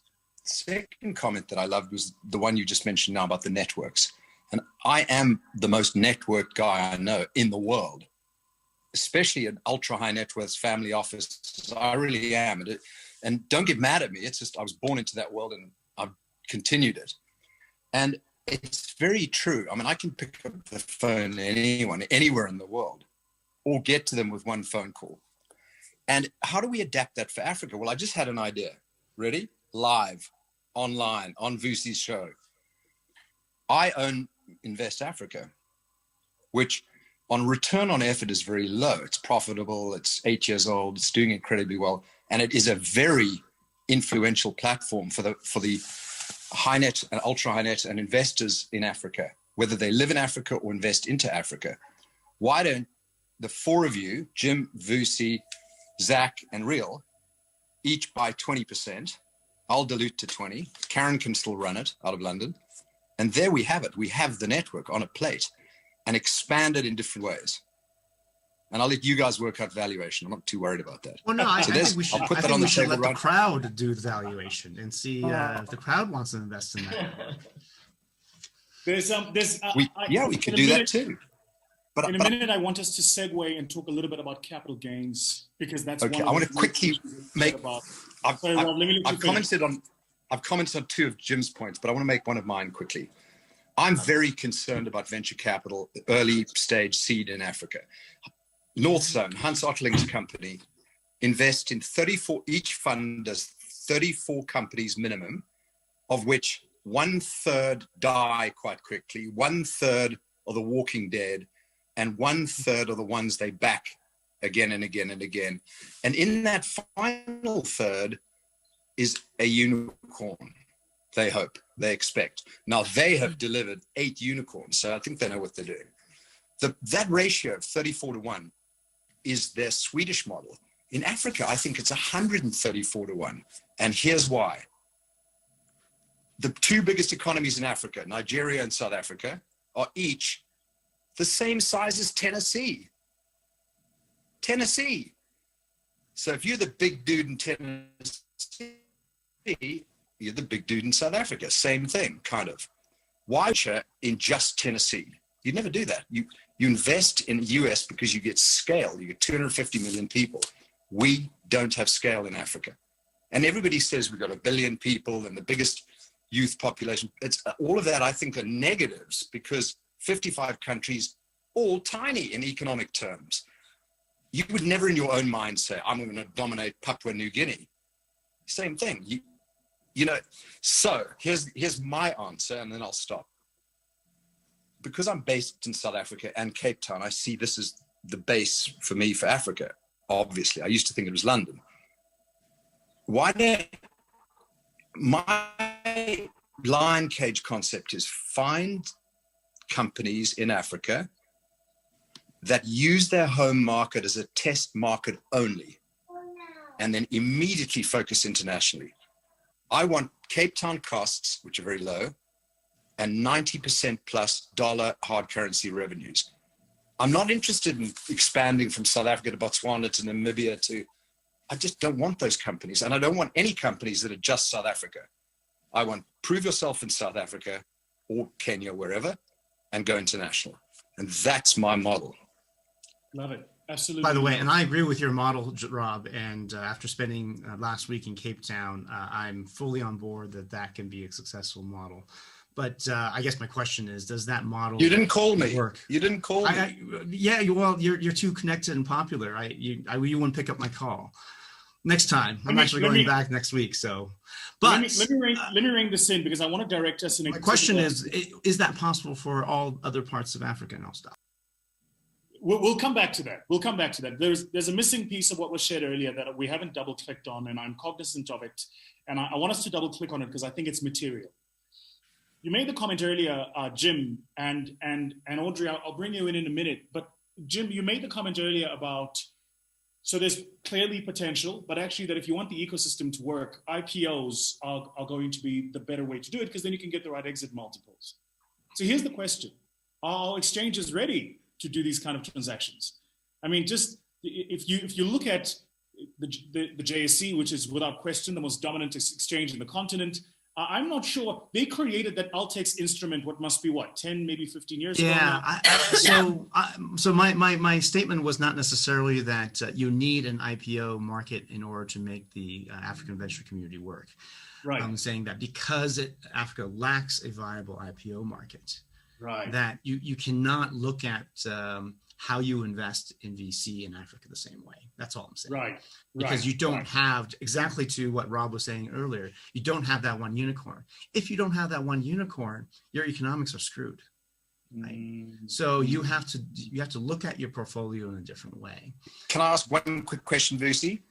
Yeah, go Could for it. everyone on this call has to name 2 African unicorns?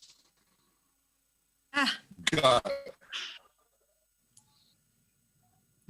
Well, it depends. See, here's a problem. We didn't get any. I was trying to. It's very hard to do the list, and I struggled. I put down Mark Shuttleworth, who 10, 15 years ago made, I don't think it was $1 billion. You know, Sam Paddock made $120 million. Jumio, quite close, but faded.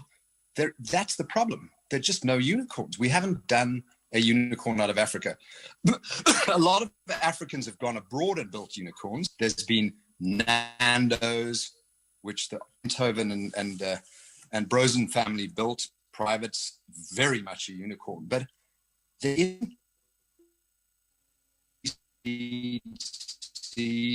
Series B. Rob, your sound is a bit bad. Listed on NASDAQ unicorn. Not one issue.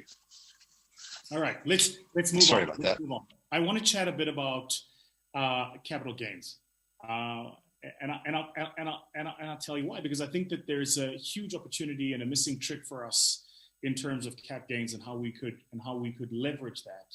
I just want to chat to you a bit about this. I mean, you and I were having a conversation, what must be over a week ago when I came to see you, and we were talking a bit, and you were sharing with me some of the numbers and stats around how actually a massive flood of capital that went into what we know today we define as venture, even in the US, was actually off the back of government making incentive schemes available that enabled that capital to flow. Maybe just share with the rest of the panel some of your thoughts on that, and then let's see if we can have a conversation around it.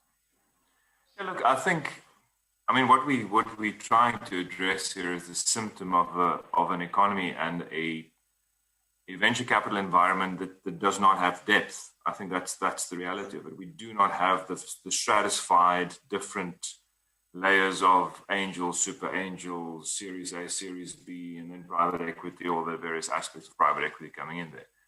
And if you look at, I sent you this morning, I sent you a text. I was looking for it online, and I came to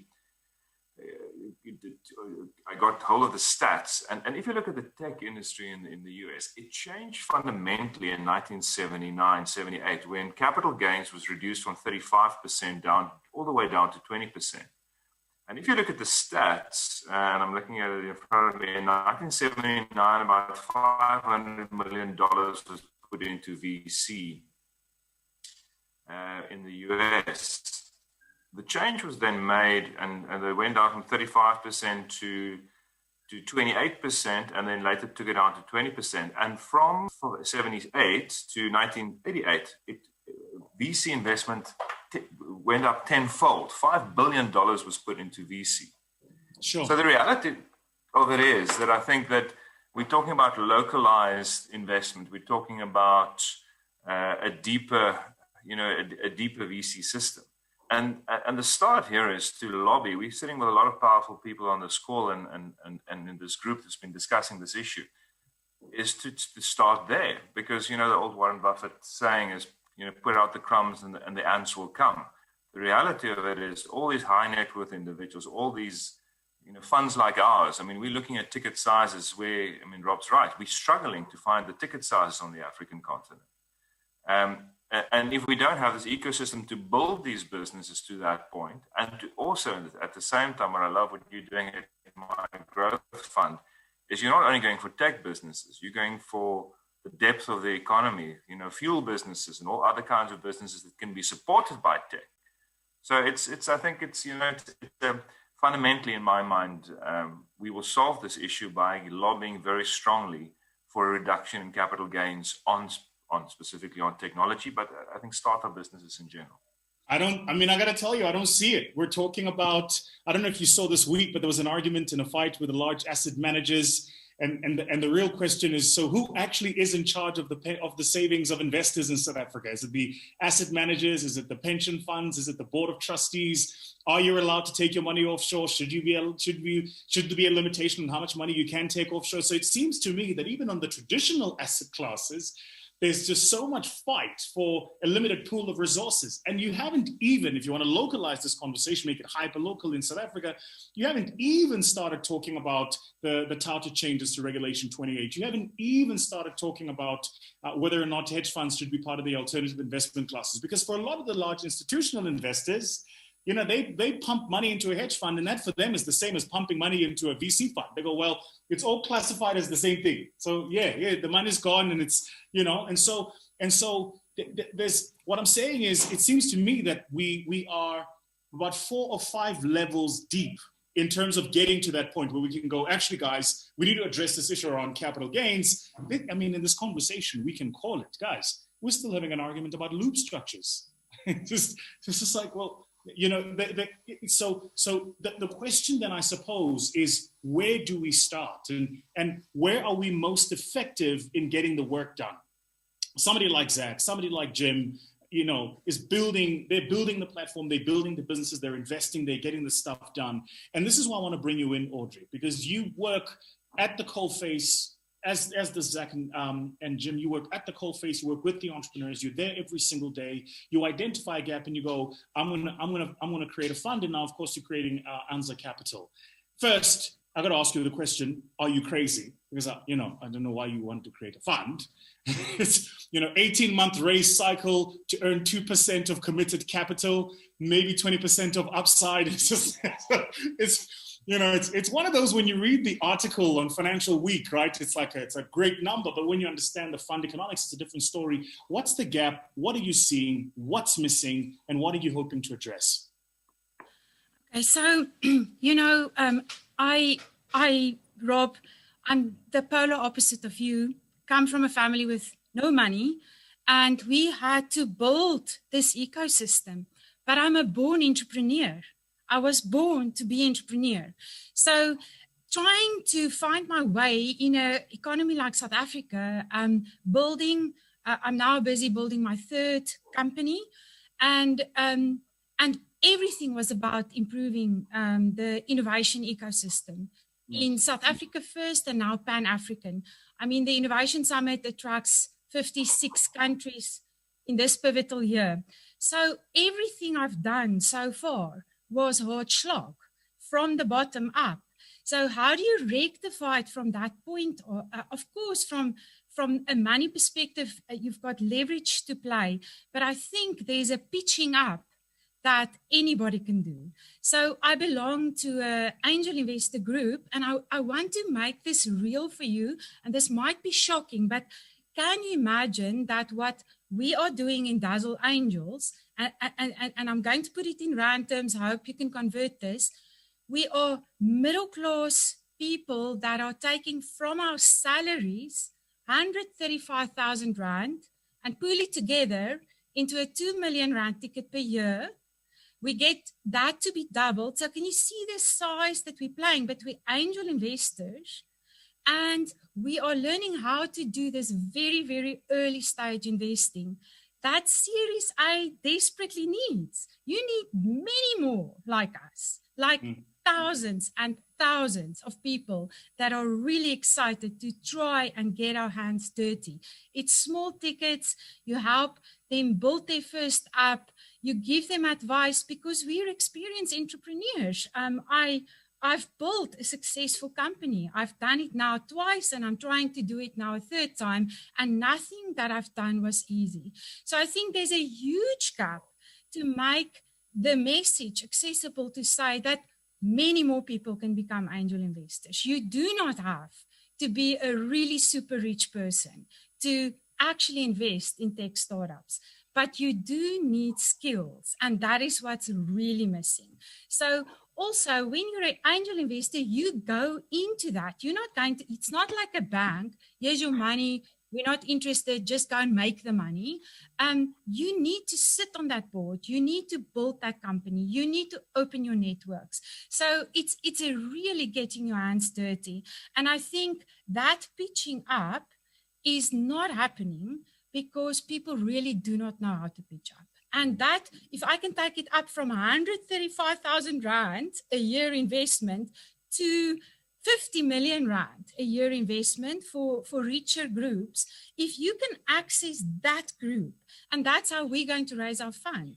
It's going to not be easy, but I'm going to raise 20 more funds. I'm going to raise $1 billion for African investment. So I'm just telling you, Vusi, this is the first one. It's the difficult fund. I'll get my hands dirty. I'll take the little tickets, put it all together, deal with all those politics, make a little bit of money. But we know how to build the ecosystem. We've survived it for 14 years. We've raised technical assistance. Why $1 billion? $1 billion's too much.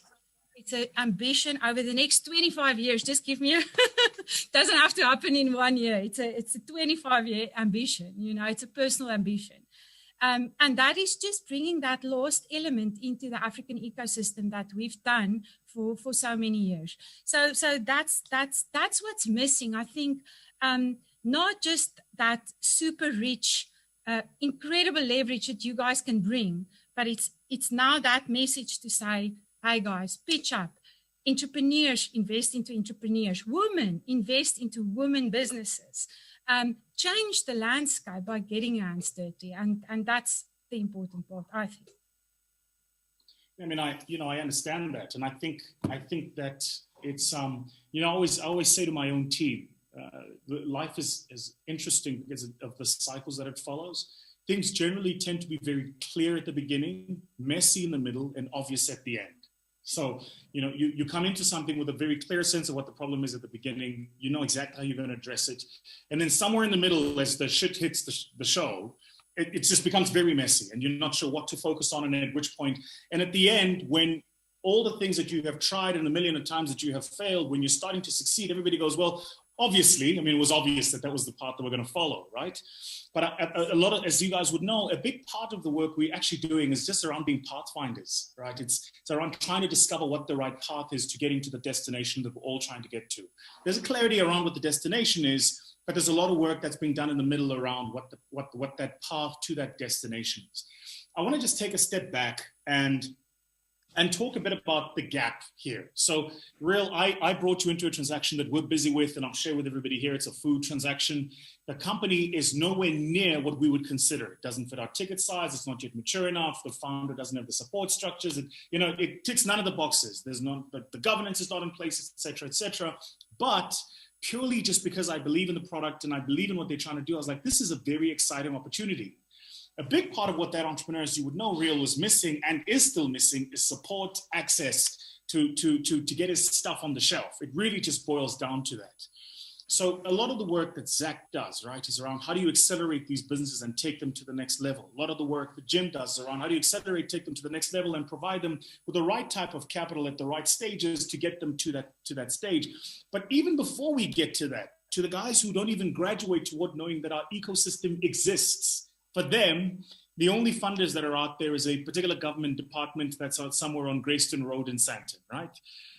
How do we make more socially acceptable what we do? How do we get people to go, I can actually go to these people and try to raise some capital when I get to this stage? Do you think that that's work we need to do around popularizing what it is that is this thing we call venture funding? Or do we simply need to leave it to the whims of, Venture Burn and TechCrunch and the rest of it to publish these articles to the select group of people who are on those newsletters and hope that a kid somewhere in Lusikisiki finds out about it? Rob, I know that you have a thought on this. I'd love to get your thought on this. So my comment earlier, and I apologize if my sound wasn't good. I was having a lobotomy.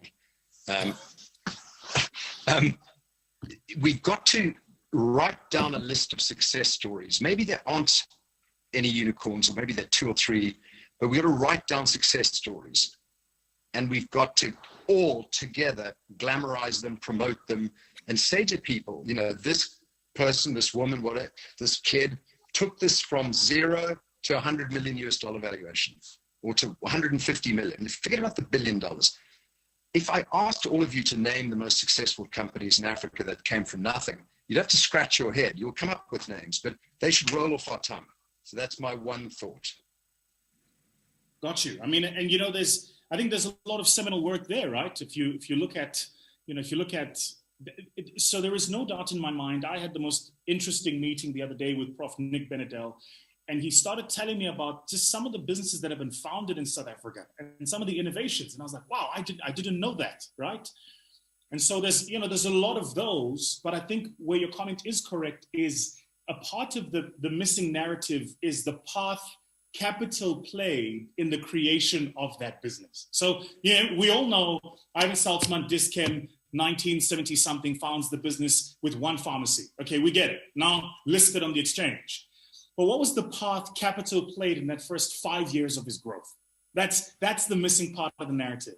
And a big part of where you'd see success come from in different communities is actually a lot of that capital is community-based capital. It's capital that comes from people who are able to access it in those networks and in those communities, right? And so there's clearly, for me, a big batch of work we need to do around democratizing not only access to capital, because we talk all about that, but maybe democratizing the provisioning of capital, democratizing who actually gets to play in how the capital is made available. Zach, I want to come to you here very quickly. There's a piece for me that's missing in my mind. And, my mind is kind of like, systems driven. So I need all the pieces to fit. But here's the piece for me that's missing. And Jim, I'd love for you to help me with this. So how do you make the unit economics of what you do actually work? That for me is where I'm lost. Because I go, typically the way the industry works is few investors, large fund, few transactions, big exits. That's the way it works, right? But you guys, it seems, have gone the inverse. You're going lots of investors, lots of transactions, small or average size fund, and you're still getting the unit economics to work. So you need to just help me understand how, is this a valuations question? Is this a availability of dry powder question? Is this a provide capital as and when the entrepreneur is needed question? Is it the number of funding rounds? What are we talking about? Because in my world of classical private equity, you get in, you're in for 5 years, you're exiting for, it's the 5 + 2 or 10, 1 + 1. It's a very simple model. How are you making the actual economics of this work? Zach, and then I'd like to hear from you. So I'm gonna be a bit contrarian here and sort of ask you a reverse question here. If you look at the history of venture capital, even in the US, and I'll talk about emerging markets in a second, throw it out there, what percentage of VC funds return hurdle rates to LPs? Does anyone have? Good question. I wouldn't know. Jim probably has a better idea, but anyone, just some thoughts? What percentage of VC funds globally since 1990 have returned hurdle rates to LPs? Indy, I'm on a phone call. It's got to be very, very low. You take all venture funds, like any, probably 5 to 10% are successful and the rest are failed. So and you're right, Rob. That's actually very close. It's 7.5%. Just a study done recently, right? So 7.5% of VC funds globally have returned hurdle rates to LPs. No one's talking about the 3Xs and like just literally hurdle rates, which is normally 6 to 8%, right? That's a shocking number. So, which is why most LPs in VC funds are institutions, pension funds, mutual funds, asset managers, et cetera, et cetera, et cetera. It is a very difficult asset class. So if we say, I think we made a comment earlier saying, well, people should just sign up for 220 funds because it's what you know. Well, guess what? It isn't really working, right? So if this whole thing about if it's working or if it's broken, don't fix it. Or unless it's broken, don't fix it. Well, guess what? It is broken. So when you look at models that are different, there are funds that do revenue-based financing. Jim focuses a lot on asset-based financing. There are venture models with with higher carry, lower management fees. All I'm saying is if you're an aspiring fund manager, you have to try and do something different. Just trying to copy what works in Silicon Valley will not work here. When I tried to build the first accelerator in Africa and literally copy because people don't understand what venture is. So we changed the model and we went to corporate Africa. We went to the retailers, the banks, the telcos, insurers to say, what are you guys doing with startups outside of CSI? Because let's be honest, CSI is pity money. You might as well give someone a grant, right? So the moment we changed the model to say, let's give corporate Africa, which by the way, controls distribution, right? So if you're a fintech or a health tech or an ed tech company and you're not working with a Sanlam or an MTN or a Vodacom or an ABSA, you're toast. You just don't have distribution. So in Africa, we changed that model to make it more B2B and to allow corporates to work with startups and share not from an equity perspective, but from a commercial perspective. So pilots, POCs, JVs, license agreements, white label solutions. And that's how the venture model in Africa in 2015 onwards was different from the US. Does that make Africa a better VC market than the US? No, it's just different. So I think as fund managers on this call, we need to understand that there is no one size fits all solution and it's okay to be different. And not all fund managers are motivated by a 2 or 2.5 or 3% management fee. I certainly am not. I'm not, retiring on my management fee. Hell no. Mm-hmm. But I see the upside for the entrepreneurs. To me, as a fund manager, what matters is the upside. We think long term and way too long. In fact, I read this beautiful book a few months ago, Sapiens. I'm sure everyone's read it now. But if you look at Africa and Latin America, unfortunately, we've got this curse of short-term thinking. So we think, how do I get food tomorrow? How do I get food next week? How do I survive next month? But if you look at the US, everyone in the US is an immigrant, right? When they came on the ships to the US 200 years ago, they were thinking of how do I build something that my grandkids can do? I'm a baker, a butcher, a steel worker. I'm not thinking about my meal tomorrow. I'm thinking about my grandson building the banking industry or the insurance industry. So as VCs, you need to think long-term, not short-term. That's why I'm going to disagree with people here and saying, if your only intention is how do I make fees out of this, you will not create value because you're looking to build empires. And the only thing we know about empires is that empires fail. You need to build systems, not empires. This is my problem with Zach. This is always my problem with you. You come here with your Jesus hairstyle and then you want to disrupt what we're saying here. This is, look, I mean, Zach, I'm being facetious, but the truth of it is. He's the Pope. We can call it out. I think the truth of it is that I said to somebody the other day who runs a venture fund on Fricker Road, and I said, how are you affording Fricker Road rentals on a venture fund? I know where Fricker Road is. I know what the rentals are. How the hell are you paying that rate per square meter doing venture, right? So, and that's not to say, because in my mind, I was like, you've got to have, I did the economics in my head. I was like, you would have to have at least 4 funds with this kind of management fee. I was like, that's, and that all, by the way, just goes into your OPEX. That's long before you talk about upside. So I think there's a big part of that culture that needs to shift, away from the guy who thinks like a corporate fund manager to a person that thinks like a business builder.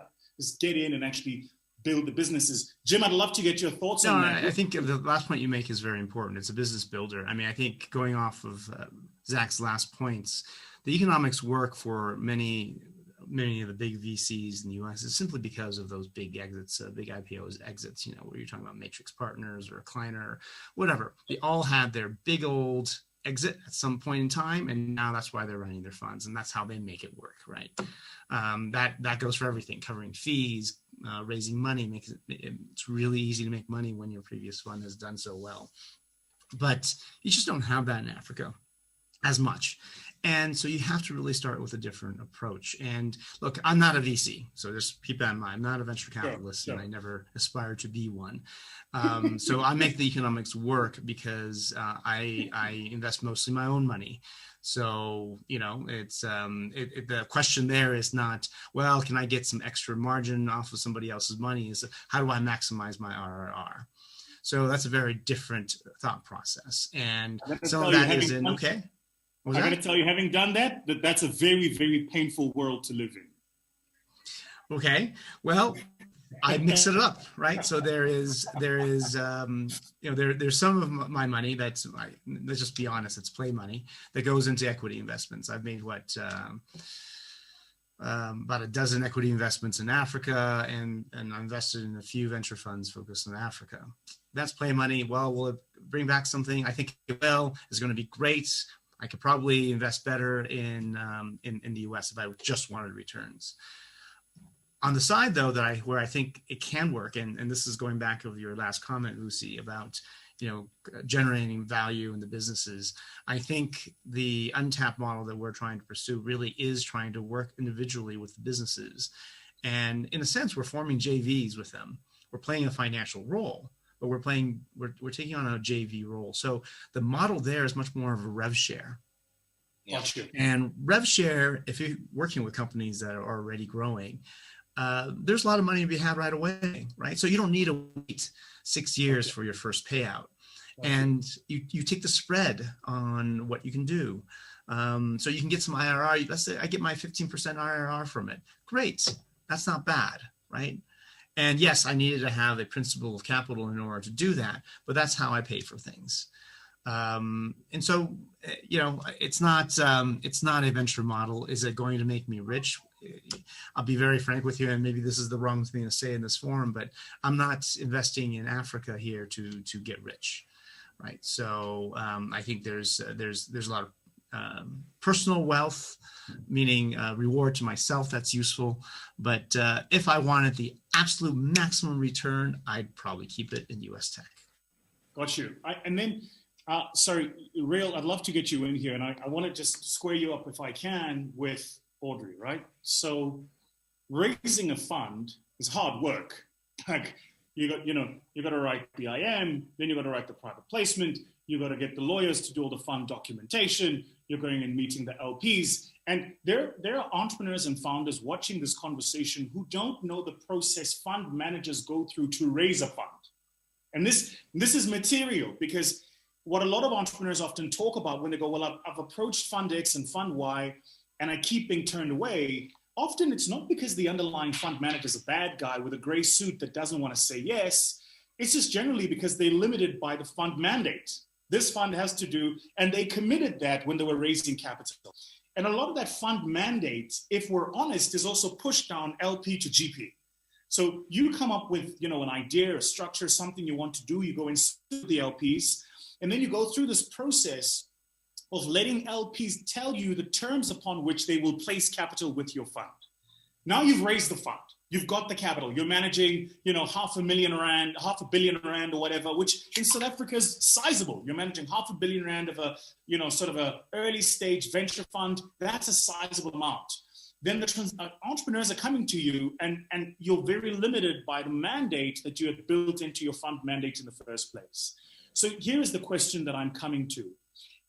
Should we not start thinking about not only educating, as Jim so eloquently put it, the mass affluent about the potential of investing in this asset class, but do we also not need a more deliberate education program about educating LPs who are placing billions of rands of capital into this ecosystem, but are approaching this ecosystem with the same risk-return matrix that they would approach very mature private equity? What do you think?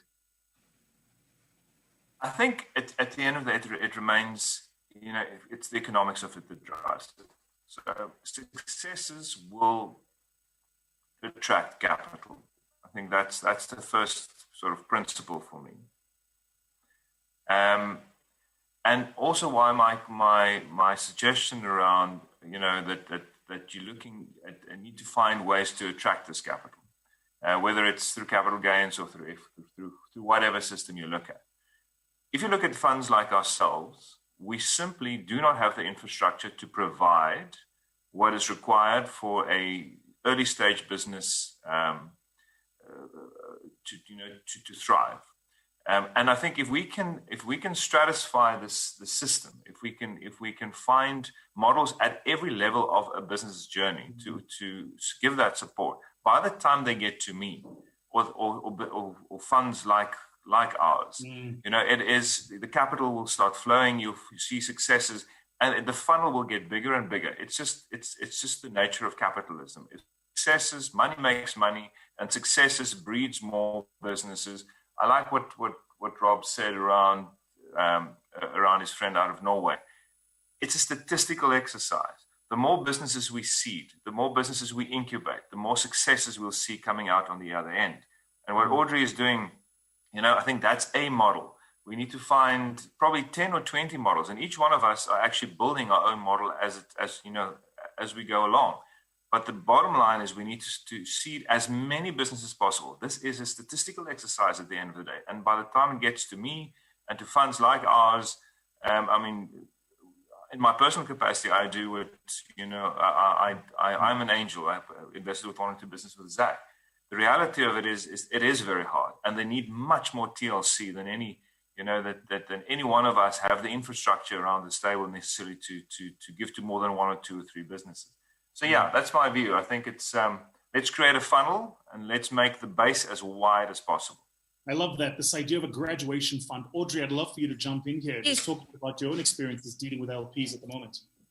Yeah, pitching now across the world, almost 4 or 5 times a week to different LPs to raise this money. And valid input that we get, a lot of that 20%, 2% answers, and they are not our partners in Africa, So I don't feel sad when they go. I realize they don't get it, but many people get it, and a lot of people are very, very interested. So I do think, Vusi, there's a place for training. To both sides, investment readiness for the entrepreneurs, because there's a language and they're wasting a lot of funds time because they think money is money, and that's not true, as we know. But the other side also needs training, and I think often the other side think they're above training, but I think they often just don't see what they need to see.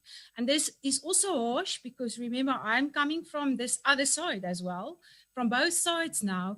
And I think there's a lot of lobbying and training and awareness making that we can do. And I think the Innovation Summit plays, in a way, a role, and what you're doing today plays a role, because you are making this conversation public and you are training people who are interested, and that interest will spread. And as you say, success stories will pull success stories, but it's the success stories that teaches the followers about how success looks like. So that elevation is a teaching space, and we need to do a lot of it. And even if you don't tell investors that you're actually teaching them, you are doing that by sharing lessons and showing different models and trying new things, and then talk about them, like Edith.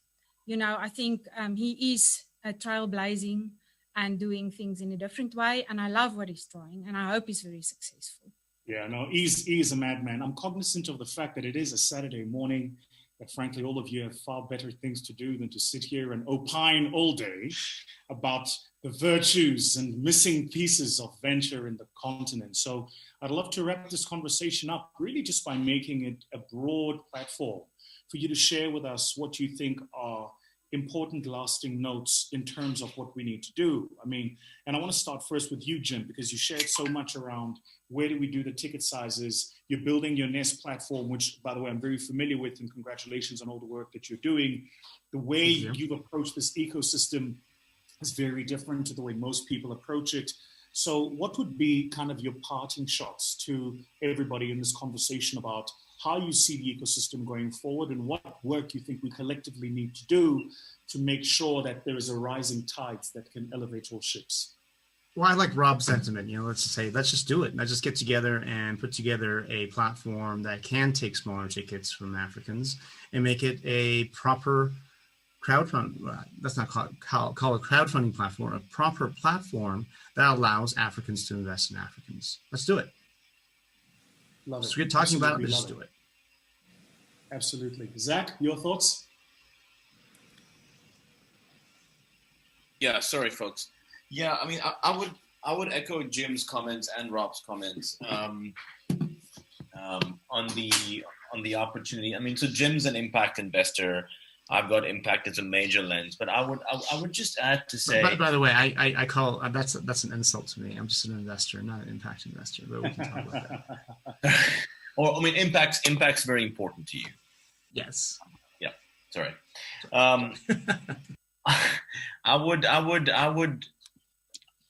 I would say that if you really understand founders and make an effort to add more value to founders outside of just capital, there is a lot of money to be made in Africa.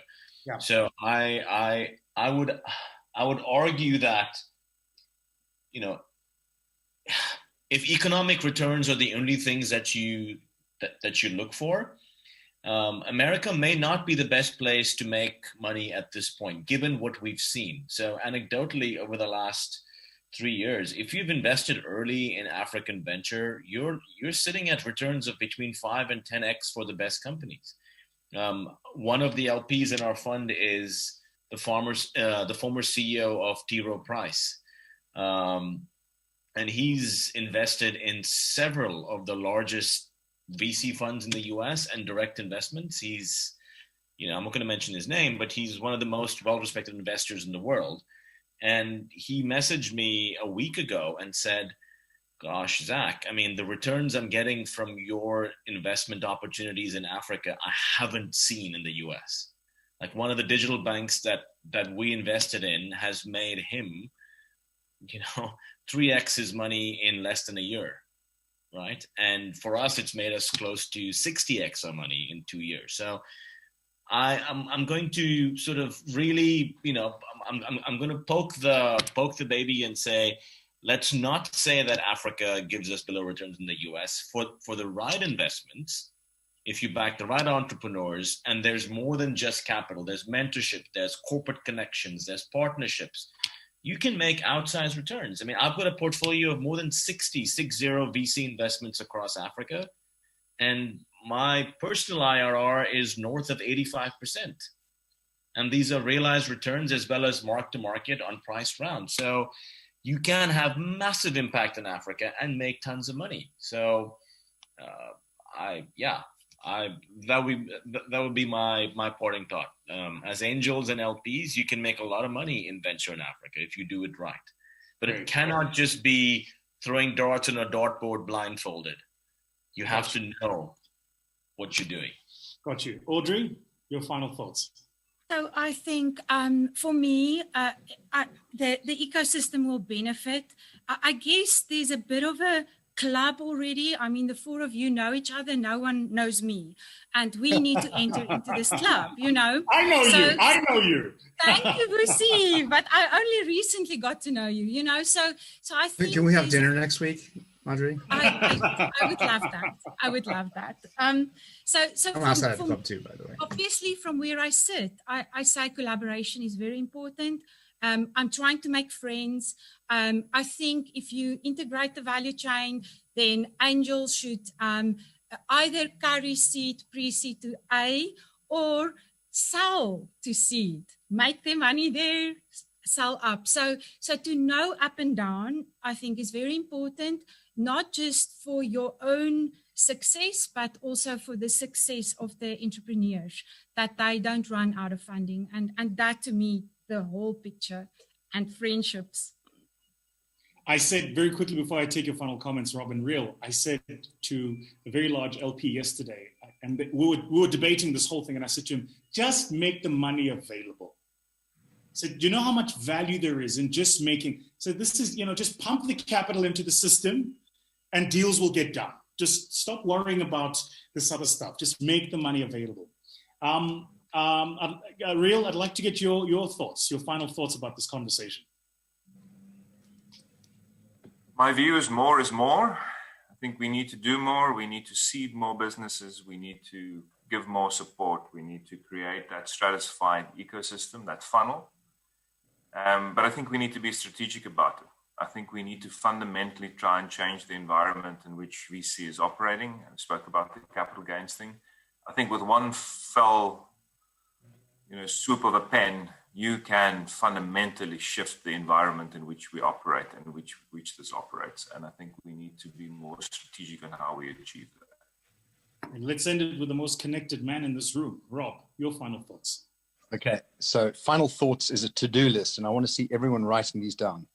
Your homework for today, everyone, is send me 2 unicorns. And unicorn can be, it doesn't have to be $1 billion, but send me names of 2 companies within the next 2 hours.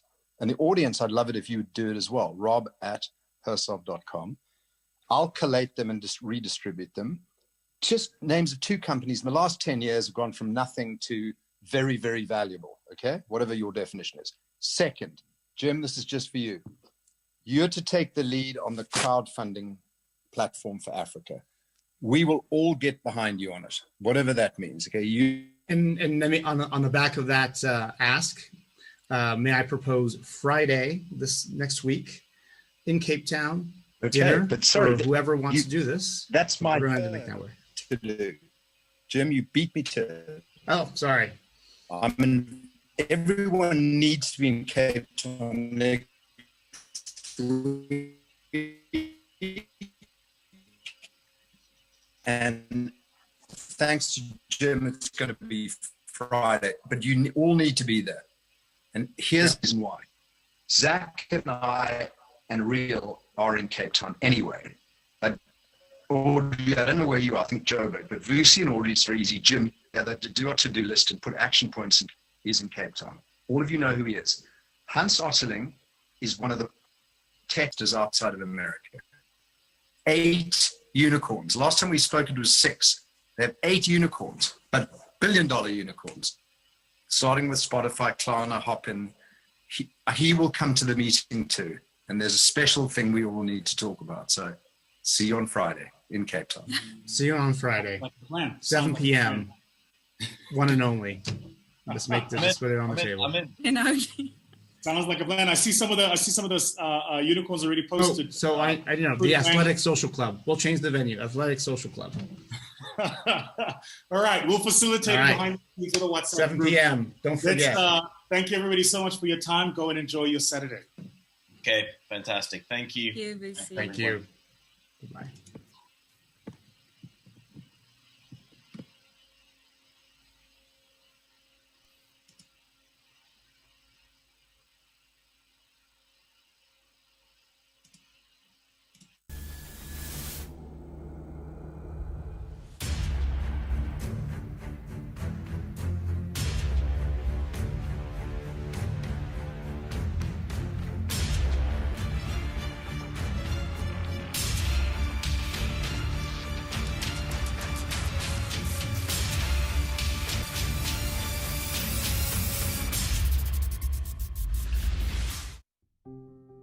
When someone learns to play an instrument, they don't get it on the first try.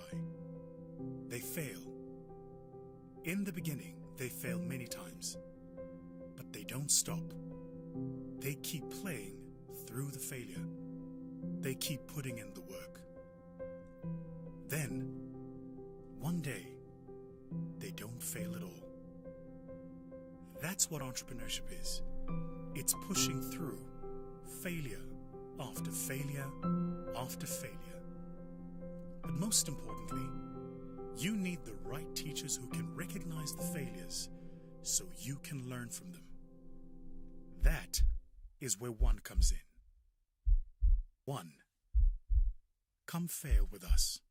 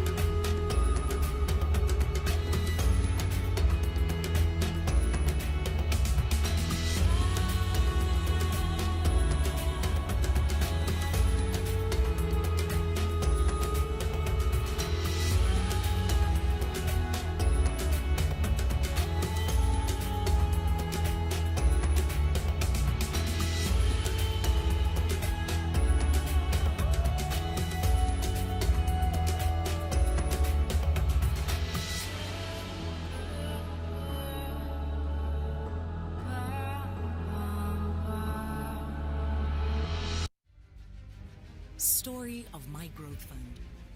Vusi Tembegwayo founded My Growth Fund after investing in startup businesses on the African edition of the global hit TV series Dragon's Den. Having noticed a glaring problem, the entrepreneurs that raised funding were predominantly male and white, whilst the country had a challenge of investing in disadvantaged groups. However, black entrepreneurs, not having the benefit of exposure to commercial tenants, would battle to participate meaningfully in venture capital systems. So, we founded My Growth Fund and launched our first accelerator, which drew over 4,000 applicant hopefuls. Over the past 5 years of our existence, we have had over 80 growth businesses graduate from our accelerator, touched over 2,000 businesses through our live masterclasses, and have the fastest growing VC brand in Africa. To sponsor our masterclass series, speak to our origination team. This is our story. We exist for the entrepreneur.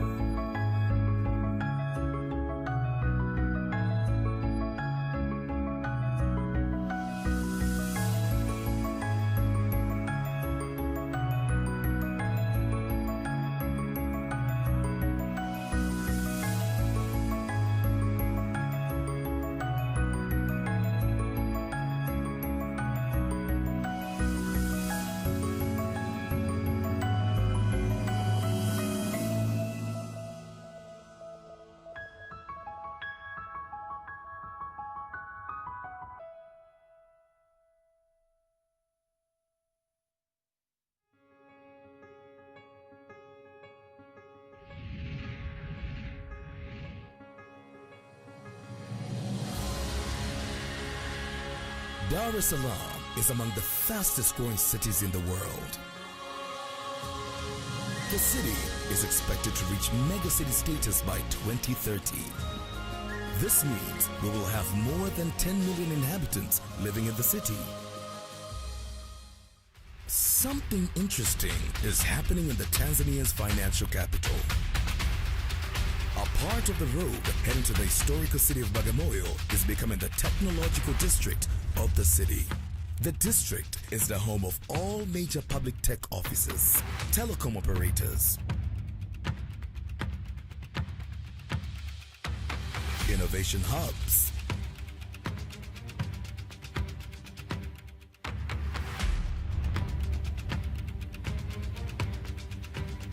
financial institutions, research agencies, and the College of Information Technology of University of Dar es Salaam.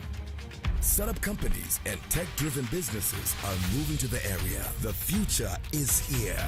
Organically, the district is championing Tanzania's efforts towards digital transformation and the fourth industrial revolution, creating a generation of new businesses and equipping youth with future skills. Join us and be part of the exciting journey by helping to promote, invest, and accelerate the growth of the district, the growth of Silicon Dar. You can follow the movement via www.silicondar.org.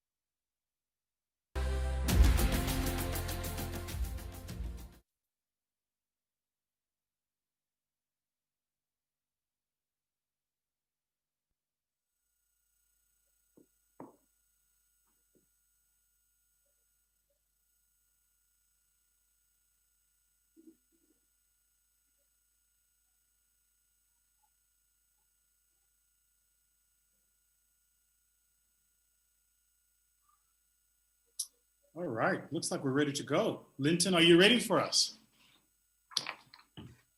Hi, good morning, Vusi. Yes, I am. Good to see you. It's good to see you under this particular context. So, for kind of everybody's what's the word that I'm looking for? Peace of mind. One of the things I'm often loath when I'm involved in pitching competitions is the pressure of committing to a deal when you don't yet have enough information. So we're going to take some pitches now, which I'm looking forward to. Intermittently, we'll take a break. If you want to go get yourself a cup of coffee, some water, anything like that. We've got 6 pitches that we're going to be listening to in total. And then what we'd like to do is if there is more information that you want, we'll break into a Q&A with the entrepreneur. So a 5-minute pitch, 3-minute Q&A. And if you want to commit, you can. But if you'd like more information, which I expect is likely to be the case, we'll then create a separate WhatsApp group where you can take the conversation forward with the entrepreneur, right? I think there's we all want to do really good work and have a meaningful impact, but at the end of the day, we've got to be judicious with how we make investment decisions. Our first person to pitch is Linton Nika. Linton and I, true story, met at the gym. He was underneath 100 kilograms on the bench press and he wasn't managing it particularly well. The weight was on him and he couldn't push it up. And I came with my one pinky finger and I lifted 100 kilograms off his chest, and he's forever since been indebted to me. Linton, your 5 minutes starts now. True story. Perfect. I'm not too sure where my slides are, but I'll just go ahead while they come on. So we've asked the host if they can enable you to share. Sure. Okay, perfect. Get started in the meantime. Go for it. Okay, perfect.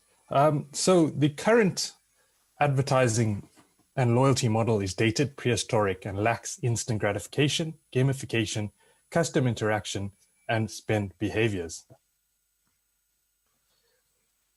I now introduce you to DOPS Rewards, a white-labeled instant gratification gamified digital rewards platform that incentivizes customers to purchase and be loyal to a brand, instantly rewards customers, and mines key customer demographics, profiling, and spend behaviors. We give the client the new age of customer interaction by analyzing customer spend trend and predictive analytics in an effort to create ongoing sales. We reward the end user for brand loyalty via digital instant gratification loyalty platform. Our clients are Heineken, British American Tobacco, Distell, and Future Life. And we've worked on some major brand campaigns such as UEFA Champions League and the Heineken Formula One, as well as the other brands and campaigns that you see below, just to mention a few. Unfortunately, due to the COVID pandemic, we were unable to operate due to alcohol and tobacco bans. So we pivoted our behavioral analytics engine. And the problem that we're trying to solve is what I will display below.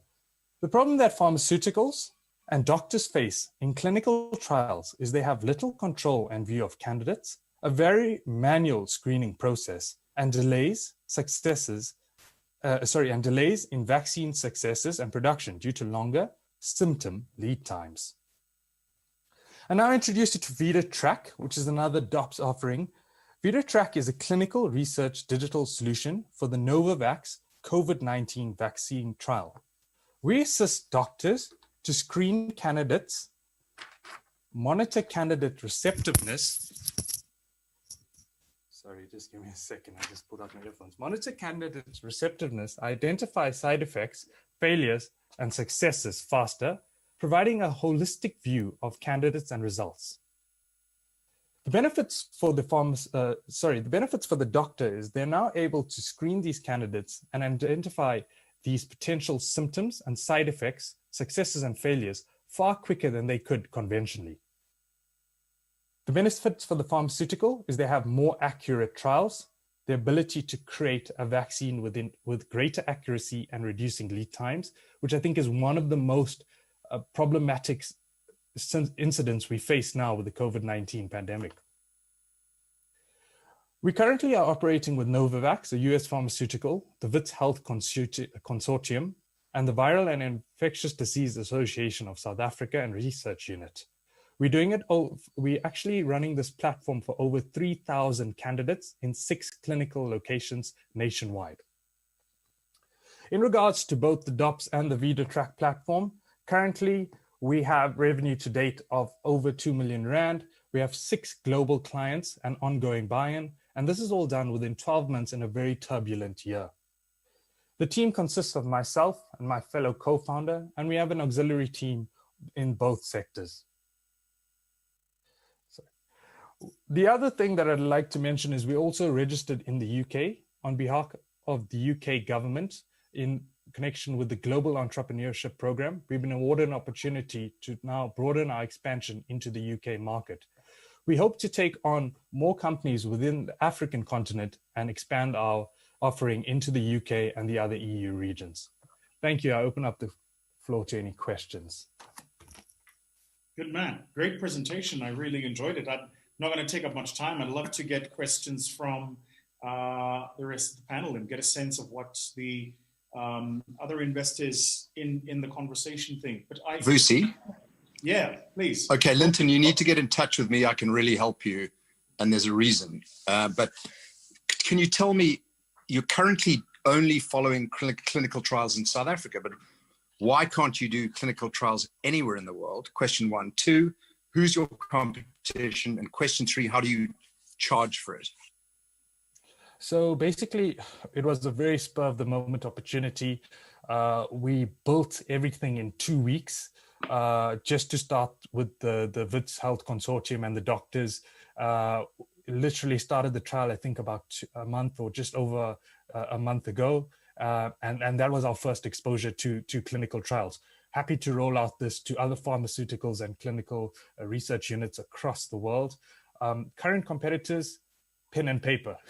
The doctors here in the African continent used to use pen and paper. Candidates were very unresponsive, and we've sort of created a platform that helps doctors, one, identify candidates' receptiveness to a trial, but also pick up phenomenons and incidents that will help doctors to streamline a successful clinical trial. Revenue, how do you charge for it? So unfortunately, due to our late entering into this market, we had to sort of do not really pro bono. We did charge them just to cover our cost because we wanted to sort of make a difference and impact and help with the COVID-19 vaccine, but we would charge per candidate. And what is the cost per, well, last question, what's the cost per single clinical trial, fully loaded cost? So currently our costs, and we sort of inflated our cost a bit, but it cost us about 200,000 Rand to run this trial for the next 12 months. But if, going into further talks with pharmaceuticals, we'd probably charge in the region of about $100 to $200 per candidate. You're going to contact me later. I'm going to supercharge your business. We don't have time for me to tell why. jumohealth.com. Have a look. JUMO. Thank you so much. Excellent. Let's get other comments and thoughts. Jim, have you got anything? Yeah, I mean, I like the fact that you pivoted to survive, and you started with one business and you did something, and that really shows the sign of true entrepreneurship. And I actually like to say one of the positive things about COVID is that it's actually been able to help us identify and help me identify who the real entrepreneurs are and who the people I want to back are. And so that's already a big plus on your side. My main question is, which business are you pitching? What are you pitching? What is your ask, right? Are you pitching the rewards business? Are you pitching the clinical trials business? What's your intent going forward? Your rewards business sounded pretty good. I forgot the exact metrics that you had achieved, but it sounded pretty good. Maybe it's worthwhile to continue with that, especially because COVID's not going to be forever. I want to hear your thoughts on that. Absolutely. So we're actually pitching both. The rewards program is still running. We've got a 600 bra contract with Heineken at the moment in South Africa, and we're actually running about 6 to 7 various campaigns at the moment in excess of those 600 bars in South Africa. We were in line with the rewards program to make about 8 million rand in revenue. That was our projection, but unfortunately, due to the bans and the restrictions in budgets and the alcohol bans and tobacco bans, we had to sort of subdue that a bit. So we've actually made in excess of 1.6 million rand with Heineken and British American Tobacco and Distell in regards to the rewards business in a very turbulent year where there was about a 3 or 2 month ban on alcohol and tobacco. So that business is thriving, is doing quite well.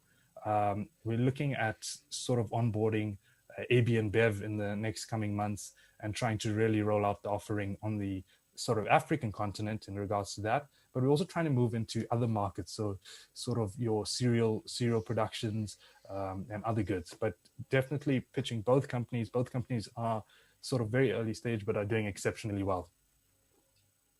Excellent. Thank you. Okay. Thank you, Jim. Thank you for that. Oh, sorry, what's the ask? What's the ask? Jim said. Oh, sorry, just one more point before that. We actually have a final registered patent on the rewards side, the rewards platform. So that's a major barrier to entry on any competitor that comes into our market. So our ask is in the region of 450 to 550 US dollars, 50,000, US dollars. And that'll help, that ticket size will help us expand our offering on sort of in South Africa, the African continent, and into our expansion into the UK, which we have buy-in from Heineken UK and Heineken EU. The problem that we've got currently is that we've literally, the three co-founders have bootstrapped this operation. Last question, if I may. Yes, sure. Please. Last question, if I may. Would you be prepared to spin off the clinical trials into one company and the rewards into another and finance them separately? Absolutely. We would definitely do that. Call me. Just for the time, we put it under one roof. Okay, give me a buzz. I'm interested. Thank you. Zach, have you got any thoughts? I'm good, buddy. I actually know Linton really well. So yeah, I'm good. Thanks. Audrey, Real, have you got any questions? I just wanted to know how they make money in the reward side. The other side was explained, but not the reward side. So we charge, so our revenue model for the reward sides is we charge so for instance, Heineken or the producer per bar or per location, so per store or per bar, and we charge them a monthly subscription fee. So if you're looking at Heineken, it's about in excess of 2,500 Rand per bar per month, and that gives them the facility to use our sort of platform in that particular bar and that loyalty platform in that bar, but also consolidate all results for all the nationwide campaigns that they run. So they can know who their customers are, when they're buying, what they're buying, and what drives them to buy, which they've never had sight of before.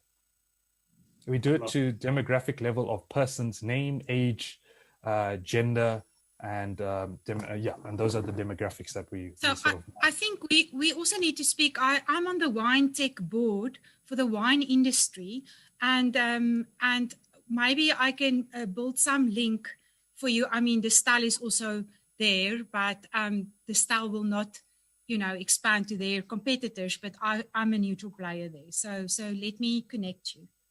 Absolutely, thank you. Absolutely love it, Mr. Milan. Final comments to you. Yeah, great concept. I think it can be rolled out in many sectors. focusing on the food sector. It's also something to discuss. So yeah, happy to have a follow-up discussion after the session. Well done, Linton. We thank you for your time, and it's good to see you've come a long way since struggling with bench presses. Very nice to see the stuff that you've done. Excellent. Thank you so much for your time. Thank you.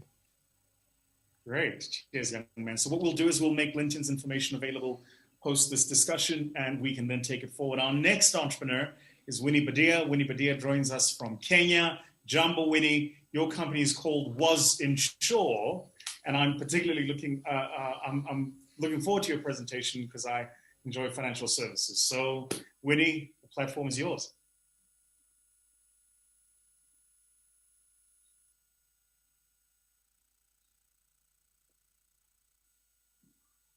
Just make sure you're not on mute, Winnie.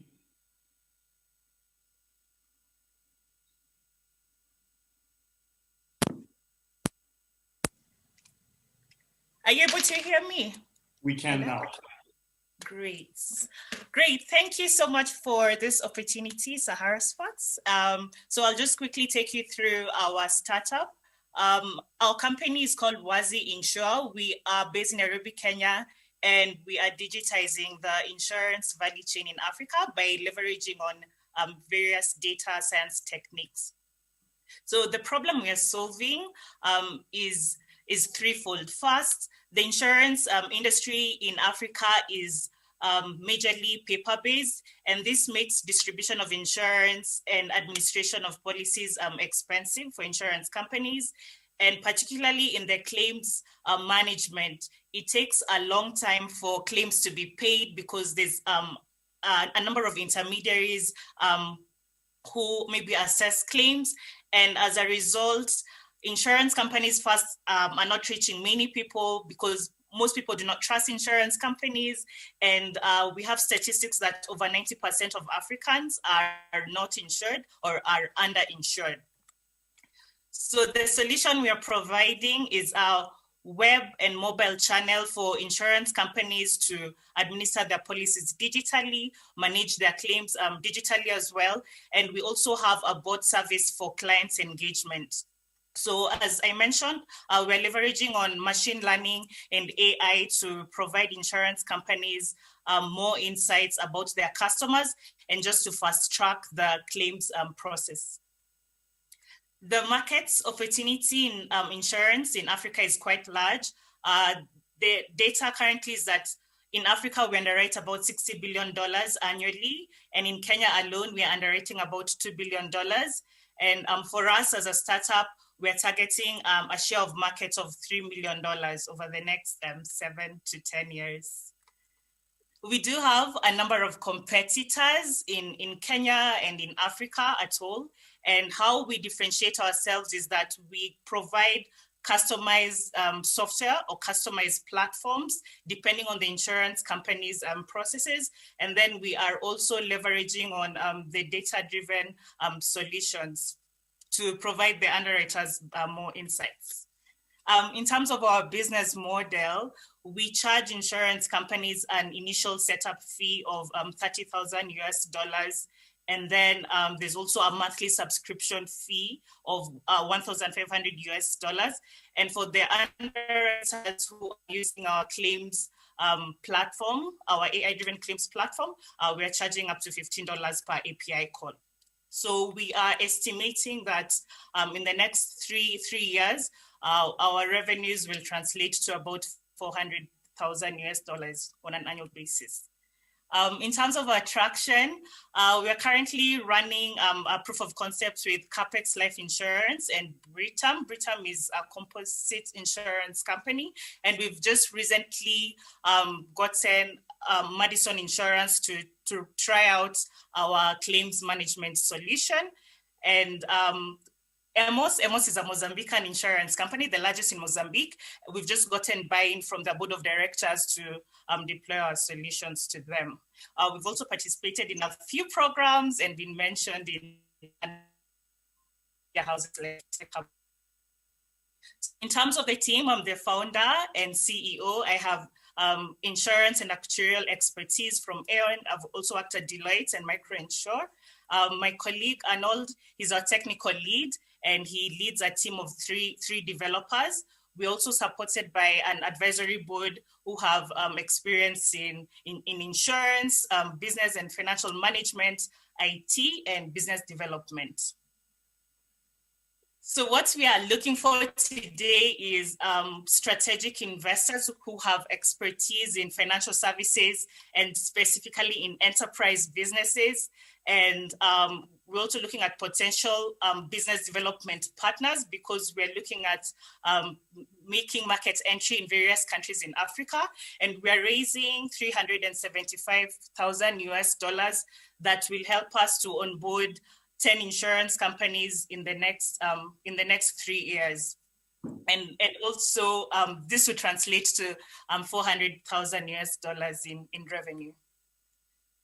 I'm happy to have further discussions. I'm open to questions right now, and I look forward to getting partners to help us scale our business. Thank you. Great. Thank you so much, Winnie, for that presentation. I'm going to hand over to the investors, and let's get a sense of who'd like to go first. I'll go. Yeah, I thought Zach, you might want to take a stab at this. Yeah, no, that's awesome. Winnie, I mean, obviously we've engaged before. I mean, you'd applied to start a boot camp a couple of times, and we're very familiar with what you do. Can you talk us to a little bit about your traction from last year and how your business model has changed, given how competitive the insurance landscape in Kenya has gotten? Yes.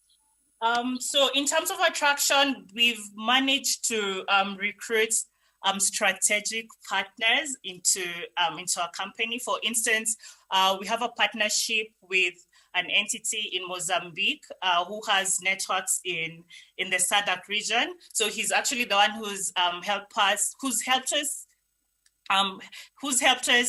get connections to EMOS. EMOS is the largest underwriter in Mozambique. In terms of insurance companies in Kenya, we've gotten Madison Insurance on board to test out our claims platform. This is a 2-month pilot. So from February, hopefully we'll convert them to customers. We're also engaging Monarch Insurance on the same. Actually, last week we just met the board of directors for us to just showcase what we're able to do. And yes, so we've improved on our platforms as well. Now we also have, besides the web and mobile platforms, we have the bot that we've also developed to just help insurance companies engage their customers much better. Very interesting. Cool. So I'm just curious, Zach, when you first engaged with Winnie, has she come a long way since then? Yeah, a very long way. They were. I mean, okay. It's been quite a journey in the last 1 year, and it's very impressive what you've done in the last 9 months despite the pandemic. Very impressive. Excellent. Well done. Well done. Does anybody else have any questions? Jim, have you got something? Yeah, I'm curious about what are you looking at in terms of the instrument. You're registered in Kenya, or are you registered somewhere else? You're registered in Kenya. Okay. Yes. And are you looking to raise on a safe or on convertible notes? And do you have a valuation cap on that? We actually have a convertible debt from Keppel Africa Fund, and we are raising equity for this round of 370. You are, so you're doing a priced round. So what valuation are you raising at? We were looking at seeding equity of about 25%. For the 375K, that's the first, so okay. Yeah. And just remind me again, so you've raised so far, you raised some money from Keppel, and aside from Keppel, have you raised any other money?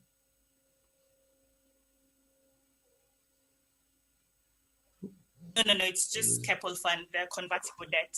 Yeah. How much did they put in? They put in 100,000. Got it. So they put in 100,000 last year or recently? So it was last year. Last year. So you've done what you've done with the 100,000 from Keppel. Yes. Gotcha. Thank you. Very interesting. Thank you, Jim. $1.5 million valuation. Sure. I have a quick Rob, question. over to you.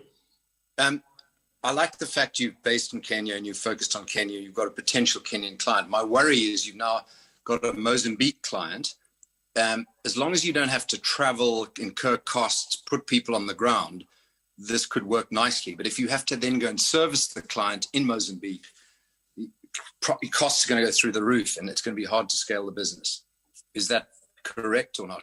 If you can do this all with 5 human beings, no matter how big you get, this could be a winner. But if you have to scale with people, you then have issues with cost. So we do have a partnership. It's a revenue share. The Mozambican entity will do the business development and support for the revenue share is 60-40. So we get 60% of the revenues, and then they get 40%. Thanks. Thank you. Clever girl. Very clever. Smart. Thank you. I just have one final question, which is around the unit economics of what you're actually doing. So the way I understood your pricing model is there is an upfront fee to implement the technology for a client. Then there is a monthly subscription fee. And for the underwriters, there is a fee per API. Is that correct? Yes. Yes. Do you not think that particularly your implementation fee and subscription fees might be too high, that they might encourage competition to cannibalize your offering in the market? One of our competitors who does the core insurance systems, they are also digitizing this insurance products for the underwriters, and they're charging about $100,000 just to do the implementation. So we are charging much less, and we're implementing much faster than this. It's called Turnkey, the core insurance system provider. Got you. All right, great. Any final comments, questions? Maybe just a female comment, challenging the men in the room to put some money behind a female founder. We need more female heroes in the economy so that 50% of the rest of Africa can also be inspired. But just a little comment. Here. And no, I should note that generally the returns on female founders are higher than on average than on male founders. So. All right, that seems to be it. Winnie, thank you so much for your pitch. We'll put your details in the WhatsApp group, and guys will follow up. I've got 1 or 2 more questions I'd like to discuss with you, and I might, even if we don't invest, I think I might have the opportunity to plug you into what would be potential clients. So we'll see if we can assist in that way. But thank you so much, Winnie, for your time, and congratulations on everything you've achieved so far, and all the best. And Winnie and Linton, I would love to potentially have you guys on the nest as well. So let's talk further on that. Brilliant. I should be brilliant. Yeah. Thank you. Excellent. All right, let's bring Fela in, not Fela Kuti, but Fela Akinze, who also joins us from Nigeria. Fela, you run Salubata. Fela, I'm going to hand over to you. All right, thank you so much. Can you see my screen? Indeed. All right, thank you so much. Hello, everyone. My name is Fela, and I'm the CEO and also a co-founder at Salubata. And at Salubata, what we do is simply that we make shoes from recycled plastic waste. So over the past few months, we've been able to bootstrap to reach a revenue of over $80,000. And also currently have over 900 paying customers, which are recurrent. It's also gone ahead to further validate our cause by winning at these national and global competitions. Here is my team. So we have project manager, James, and also our quality assurance person. I'm the shoe designer and environmental expert. Then we have a business developer who is also a professional fashion photographer. So the question is why we do what we do. Over the past few years, we realized that in a year alone, there are over 381 million tons of plastic waste produced. Now, the sad part of this is that just only about 9% of this waste have ever been recycled. And we have another recurrent situation whereby we have a lot of recycling companies around, but the volume of the plastic waste in the environment not only remains constant, but also more in the environment. And so we realize that we have more people reusing this plastic waste rather than recycle or upcycle them. So that has led into more plastic waste in the environment. And so currently we have over 5 trillion plastics still floating in our oceans today. And so with a background in environmental science and in shoe design, we started imagining if we could convert all of this plastic waste to footwear. And we also realized that the potential for impact is so huge. The current footwear market is currently valued at $264 billion per annum. And by 2027, this will be $564 billion. And so that is the reason why we decided to occupy this niche of recycled low-cost plastic shoes that makes a profit while it's also benefiting people and planet. And so here is our invention. We currently have a patent in Nigeria and also in the US and 2 design rights. And aside the fact that our shoes are made from plastic waste, they're also modular in nature. And so compared with our competitors, who doesn't produce modular shoes, and they're also overly priced, we sell these shoes at $44. And so here is our model. We currently sell to end customers at $44, and we make at $13.5. And in about 3 to 4 years' time, we also intend to have a franchise model. We believe that that will also help us improve our revenue streams. Here's our go-to-market strategy. So we started as an online business. So we do not have equipment. We do not have a store. We've sold over 1,200 shoes online since inception. And so we do not, that actually enables us to, we believe that will enable us to really scale fast. And so before the advent of the COVID-19, we've been doing this. And so by the time the COVID came, it didn't really affect us so much. So because we realized that the downhill impact of these pollutants affect the people in the underserved communities the most, and this is the reason why we decided to commit 5% of the cost of the profit on issues sold to the cost of empowering women in underserved communities. Our target for the global footwear market share is about 0.0005%. And so we believe that we'll be able to attain a revenue of over $132 million in revenue, in recurrent revenue per annum, and growing revenue, and further save over 40 million tons of carbon emissions per annum. Here is our roadmap. We commenced in 2018. We've been able to sell, we've been able to attain our first 1,000 customers with 900 recurrents. So by July 20, 2021, we hope to be able to scale to Europe, Asia, and America. And so by 2024, this is how we plan to initiate our franchise by 2024. So to date, we've been able to raise $25,000 from family and friends. In competitions, we won $40,000 in cash, and also have we have $100,000 Amazon Web Service credit. We've bootstrapped, like I said earlier, $80,000 in revenue, and our current revenue average around $6,000 per month. So lastly, we are currently seeking $1 million to scale to major African cities, Asia, Europe, and Americas. And so with this, 55% of this, we dedicated into manufacturing. So at the cost of manufacturing of $13.5, we'll be able to manufacture for 1,000 shoes per month. And so that will yield an average revenue of over $1.6 million per month in revenue. 35% of this we dedicated into marketing. And so over the time, we realized that our cost of acquisition of a customer per customer is $3. And so with this, we believe we'll be able to improve our demand, customer demand by over 2.5 times. That's over 117,000 paying customers. And that will also further enhance our franchise.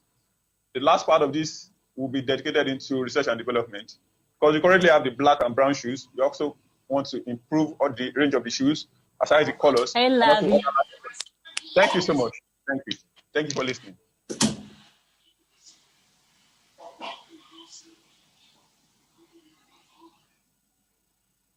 Thank you.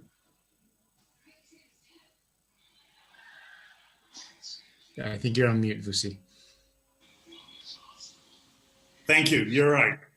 Little guy came to sit next to me. He's watching some YouTube, so I thought I might mute it just in case he does. There's some disturbing sound from the back. But fella, thank you so much for that. I don't want to waste too much time. So if there's anybody who has any questions, I mean, do I understand you to say you got 1,000 customers, 900 of them recurring? Is that correct? Yeah. Yes. Okay. And do you know the geographic distribution of your customers today? Yeah. Where are they, and how are they finding out about you? All right. Thank you so much. So right now, most of our customers come from Lagos and Abuja. They are cities in Nigeria. Then we've been able to sell. So we have random customers coming majorly from Europe and also the UK and also in the US, especially the US. And but we have not been able to produce in mass to date, but we have a lot of purchases from mainly from this major from Nigeria in Lagos and Abuja, and also in some cities in like Texas and New York in the US and also in the UK. So those are where we currently have demand from. And how do they have found out about you? You haven't done much marketing, but how do they find out about you then? Yeah, so for us, we've been able to participate in some competitions like Secularity 20, that happened in some few months ago. We had over about 50,000 participants participate at Secularity 20. And so from there, that is how we got our message to be able to get across each other. So aside that, we're able to feature in some blogs, so in the UK and also in Nigeria, yeah. And so also in the US. So that has also been able to help us garner some. So we believe that some of the pitches we made and also have really helped us because we've also been featured in some of the magazines, and so we've been able to get customers from all of these places. And so majorly it was from all of those where our marketing strategies for now, because right now we do not have so much funds, but with all of the pitches we've been able to make, we've been able to garner some few customers from these places. And I'm sorry, I'm going to just ask one last question and I'll shut up. But why do you think your customers buy your shoes? All right. What's going through their minds? Oh, is it cheaper? Is it better? Is it recycled? I mean, what's the differentiating value proposition? Why do they do it? Okay, for us, one, it's really about the design. They like the fact that the shoes are modular. Modular in the sense that the shoes can be detached. And so for that, all of these things were actually in our minds before we put that into place. Before, initially, we're making shoes from leather. And so we realized then on our social media, we realized that we had a lot of admirers, but not so many buyers. And so that was the reason why we decided to do something much more interesting and yes, environmentally friendly. But the first thing was in the design, because we realized that our shoes currently sells for $44. And so instead of you buying an extra shoe for $44, what you are buying is just the extra flap. And if you are buying a shoe, it's a full component. And so if you want to probably buy an extra, you don't have to buy an extra shoe. So we are reducing the cost on the customer side. And also we consider other factors such as traveling. So we realize that for me personally, I do not like carrying a lot of luggage. And so like for a lot of people. So all you just need to do is just to carry one of the shoes and have like 3 different flaps. And so you're saving cost, you're saving the environment, and also you are saving a lot of luggage you carry around. So I believe those are the things that really excites people. But most importantly is the design. Very good. Excellent. Very good. Go for it, Rob. Just a quick comment on marketing. This is a kind of business where marketing is going to kill you. So you've actually, you said 35% of the costs are going to be marketing. I think 150% of it's going to be marketing. So you've got to be radically creative. Either you've got to get prominent people to wear them and promote them on your behalf. Yeah. You've just got to have to be radical. You've got to have your marketing cost at 0 for us to be a success. I like the modularity side, but that's quite complicated to explain. The social impact side is quite complicated to explain. Your biggest issue is marketing. If you can nail that, you could make this. Thank you. Thank you. Absolutely. I fully agree with that. Any further comments? All right. So You're raising $1 million. Is that correct? Yeah. What's the valuation? Well, right now, we have different models for the valuation, but we cannot precisely give you a value right now because different investors. So how much are you offering for this $1 million? So we are considering between 20 to 25%. So that's effective between $4 and $5 million valuation. Something like that. Like, I mean, if you're raising capital at a point, you know, there's a value that's attached to the business. But yeah, okay. That's thank you for that. Really appreciate it. I'm sure that there'll be further interest and questions, and we'll put those through to you, and we'll connect you with the right people on the platform who find interest in your platform. But congratulations on all the work that you've done, fella, and thank you so much for taking the time to be with us this morning. Thank you so much. Thank you. Excellent. All right, let's stay Nigeria now, and I want to bring Stephen Matiku into the conversation. Stephen Matiku runs Eco Water International. Stephen, are you there?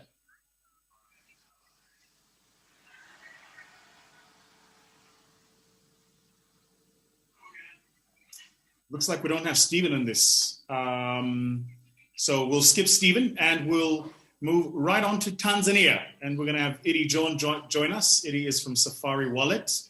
And I'm going to hand over to you now, Eddie John. Sorry, I was mute. No problem. Clean your lens. It's quite murky. We can't see you. How's that? Much better. Thank you so much. All right, I guess I'm going to have to share my screen as well. And I'm a little bit stressed. Oh, I say, okay, yeah, here I go.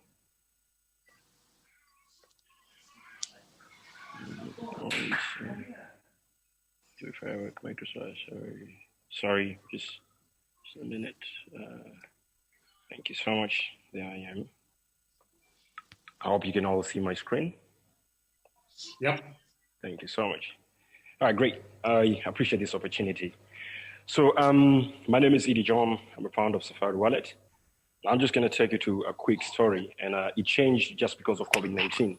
For over 30 years or 40 years since the Africa tourism started, the Africa tourism operator were more focusing on recruiting and acquiring the international travelers to Africa, and which brings in about 60 million tourists every year, and this is data for 2018. But when pandemic COVID-19 hit, everything changed. Over 30 million plus international tourists who travel to Africa cancel their travel plans to Africa, and this might actually take longer. And the mostly affected with this challenge are actually small, medium tour operators, guides who are depending on the gig economy within the tourism industry, and those who are employed within the tourism sector, which actually majority are women. But if you look into that, before COVID-19, over 23 million African travelers were left to find everything for themselves because no one was actually catering for them. So they had to struggle, find the right platform to book or for a personalized experience. Pricing model, sometimes when they find something they want to buy, it does not match their financial budget because most of the time they're actually exposing to the international price rather than the local price. Now, time could show me, it could actually take at least 3 weeks to 2 months for you to get a holiday negotiating with a local agent anywhere. Now, as that happens, so we found a company, and it was way before even COVID-19 showed up. Now, Safari Wallet is an online travel platform that offers economic opportunity to both local tour operators and certified local guides who we allow them to actually host the trips on our platform and access a pool of local African travelers who are using the platform to book pre-packed or build their own or design their own experiences. And most importantly, we're empowering these Africans by allowing them to buy holidays slowly by paying by installments. Now, our platform gives an opportunity for anyone to go through our website, and they can actually design their trip or buy whatever that is there, and they can actually later pay by installments. So if you look into this market deeper, there are over 300 million middle-class Africans who can actually afford to travel. And if we speak shortly by this year to next year, over 20 million to 40 million can actually, travel or can afford to travel. And they're looking to buy different types of experiences, from holiday travels, travel events, groups travel, family getaways, and even budget experiences. So our business model is really accommodative. We are charging 15%, which is our primary source of earning. And we also have an opportunity of actually activating two other business models. One of them is actually taking interest on each installment that is paid in the long term through our third partner, which is a bank. And another model is actually taking commission on each insurance product that is added on the trip, in order to actually make sure that our customers are insured and we are delivering the whole experience. If we manage to sell about 22,000 trips by next year, we have an opportunity of making at least $1 million. And this is coming from an average commission we earn per a day trip, which is $45. So our market adoption involves us, working with African local events creators. So we are talking about musical events, festival, marathon creators, and as well as going into corporate. We want to promote incentive travels for corporates to actually inspire their employees to travel. And Safari Wallet, we can lower our percentages and meet in the middle, whereby they can actually have a good discount if they come in as a group. Another way for us to actually be sure with adapting or getting more customers is actually using internet as one of the best tools that we have an experience with building our platform through SEO and make sure that we're well found online. So far to today, since we started, we've managed to build our own new platform, which is 80% done. And we were able to transact about $12,000 offline. We've managed to also do an interview with over 1,000 people within Africa to just be sure that we are building what people want. We've managed to create strategic partnership with organizations like UNDP, UNWTO, HDIF, and this actually showed up around April when COVID-19 showed up, and we seem to be among the companies that can actually help recovery of tourism sector post-COVID-19. Now, our team involves individuals who are actually great in finance, technology, tourism, and our team is actually a multicultural team with different skills within it. So today we are raising $200,000, and this will basically go on optimal functioning of the platform, which is actually product and engineering, and as well as people's department, because at some point we were suffering to actually keep talents in our house as much as we had not enough funds in order to be successful or to build our product even. And also part of this funding will go to sales and marketing, and as well as operation for year 2020 and 2021. Our journey in innovation include a lot of experience. We've passed through different types of schools, startups, and challenges that have actually shaped our idea, and we have allowed a lot of other people to contribute their thoughts within our business in order to validate it. Now, we've also collaborated with development partners such as HDIF, FSDT, UNDP, and Tony Elumelu Foundation, and this is actually recently collaboration. So just to end this, I'd say the African market in profit, which is untouched, is actually about $2.7 billion that goes away every day because no one is focusing at large in serving the African tourism sector. And I believe at Safari Wallet, we are actually doing that. And we wish to have investor joining us, and we'll be happy to discuss on how we can work together, because we believe there is a value and it's for us to actually localize it. Thank you so much. My name is Edie. Thank you so much, Edie. That was great, actually. Really enjoyed that. It's interesting to see the number of innovations that have come out of entrepreneurs needing to survive this COVID time, right? It's very heartening to see how quickly you guys are just like adapt, pivot, next model, next thing to do. Let's see if we can take some questions very quickly. Zach has had to excuse himself. He's on daddy duty, and as you can tell, I'm all about that, so I understand what that means. But let's see if we can take any comments from our investors on the platform. Rob, I'll let you go first. Success. Yeah, very quick question. You said there are 300 million people in your target market. I would have guessed that some of them, they want to get more information. I would have guessed it was 20, 30 million, not... Is somebody... Sorry, I'll start again. Yes. Of the 1.1 billion, you say your target market is 300 million people. I would have guessed it was 30 million at most. But my question is, what is the average spend per person? All right. So, okay. To answer it that way, I say number one, we are definitely targeting about 20 million to 40 million. That's what exactly I mentioned on my slide. And when it comes to the average spend on a day, basically, a local traveler could spend from $250 to $500 if they are buying a one-night experience. That includes a day if everything is packed in. It could be a hotel, accommodation, and the experience that they're actually buying. Because my thinking is that this is not the mass affluent group. No. Yeah. Traveler, not a certainly 5 and certainly not 4. Am I right? I'm sorry, I did not get that. If you may repeat. Can you just ask that again, Rob? You got broke off there, but I got the statistics you saying. Apologies. Is this traveler? I think this traveler is more a 3-star. Yes. Than a 4. Certainly not 5-star. Yes. Yes. Again, marketing is going to be the big issue. What you should try and do, obviously you need the money, but what you should try and do is bring in money that brings marketing, or money that brings advertising, or money that brings a big database with it, if you can. That will change your life, because marketing is going to kill you. It's going to be the problem. Thank you for your advice. It's well noted. Yep, absolutely. You know, Rob, it's interesting. We keep coming upon that same point, right? Which is, how do the entrepreneurs get users on their platforms, buyers of their products at the root of least resistance, right? Which without incurring these massive advertising costs. Because the truth is, if they think about their marketing as advertising, then they're just going to throw money at it, and it doesn't give the immediate return. And so you want to get a lot of equity up front by getting the community to use your platform and engage with your platform without having to pay for it.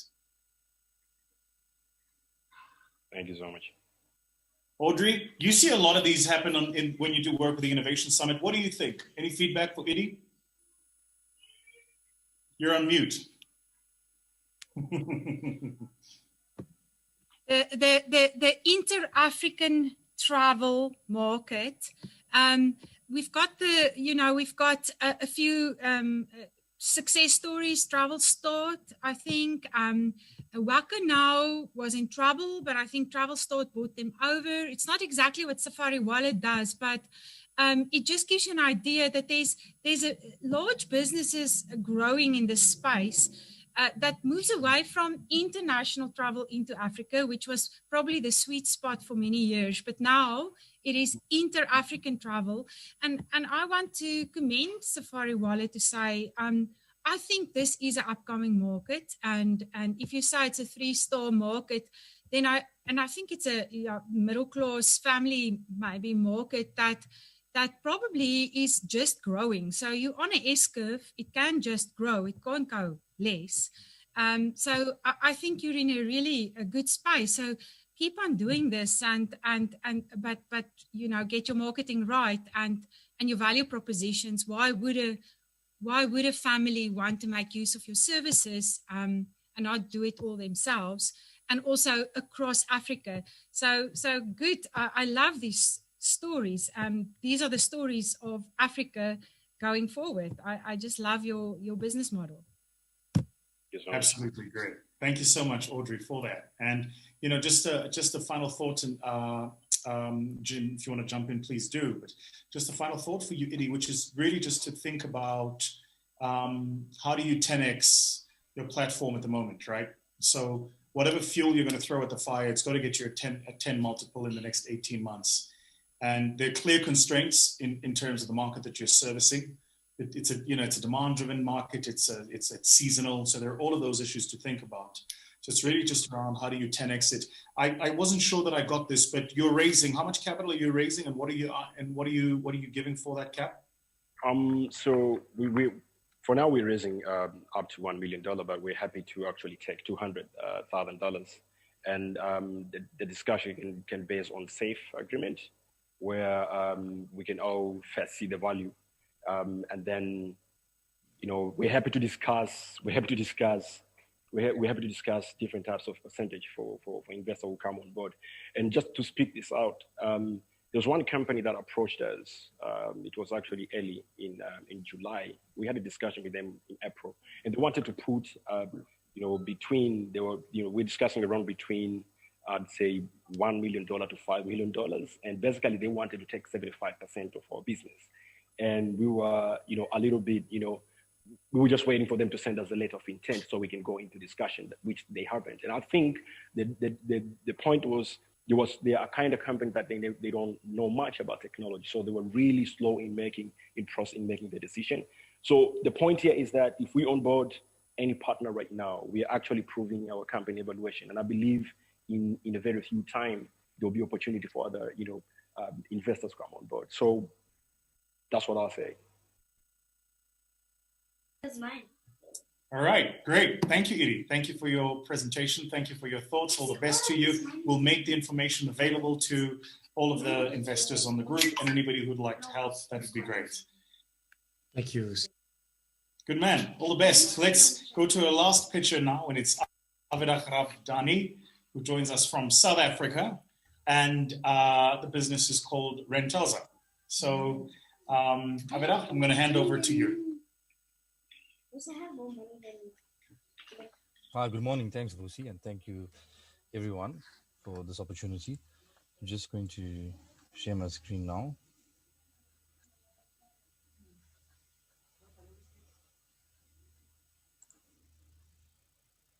I'm trying to see if everyone... Can everyone see my screen?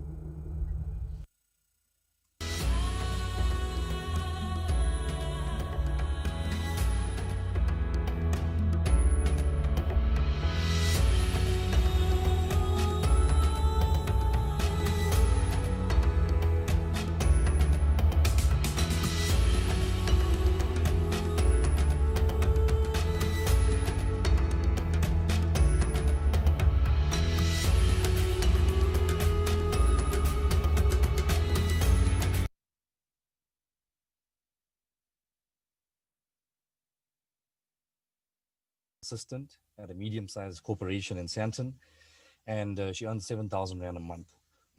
Temi would like to further her life, further her studies, but she needs a laptop to do this. Now, how does she, with a 7,000 Rand salary and the cost base that she has, build up enough savings to afford a 10 or 15,000 Rand laptop? That's very difficult in her personal circumstances, given that she's a mother of 2 kids as well. So enter Rentosa, an online e-commerce subscription marketplace that allows consumers and businesses to subscribe for assets on either a 6-month or 12-month term. All rentals or all subscriptions are insured through Old Mutual, and all customers go through a vetting process as well. So there are 16 million other consumers in South Africa like Tembi. And so we believe that at Rentosa, we've created a new way of transacting, a new way for consumers and businesses to access critical goods. And I'll now take you through some of our key value propositions, okay?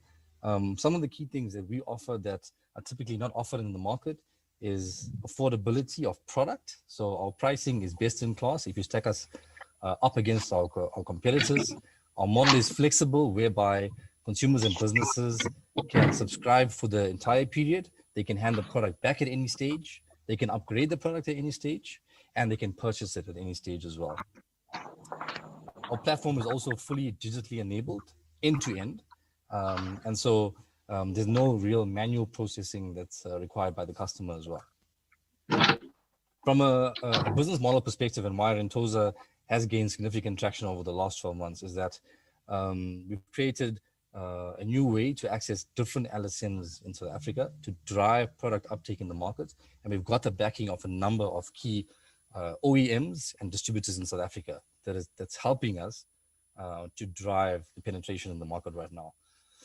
I want to highlight a couple of key social impact themes that I think are critical in South Africa. And to the investors on this call, I think this will resonate quite well with you in terms of the fact that we believe at Rentosa that living standards have changed.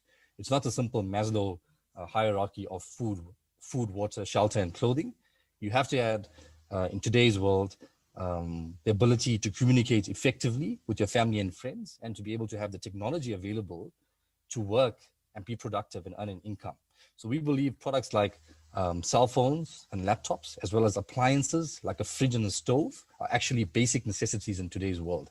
So we are breaking ground by allowing access to these products in an affordable manner, because they are basic necessities. Another critical social impact vertical that we're growing is economic development, in the sense that companies who typically would pay and outlay tremendous amount of capital are now able to subscribe for assets for a fraction of the amount on a monthly basis, and direct that capital they would have spent on these assets into gross fixed asset formation and productivity, which create jobs and further South Africa as a whole. Where are we today? Well, we launched in August 2019. We've had some tremendous successes over the last 12 to 15 months.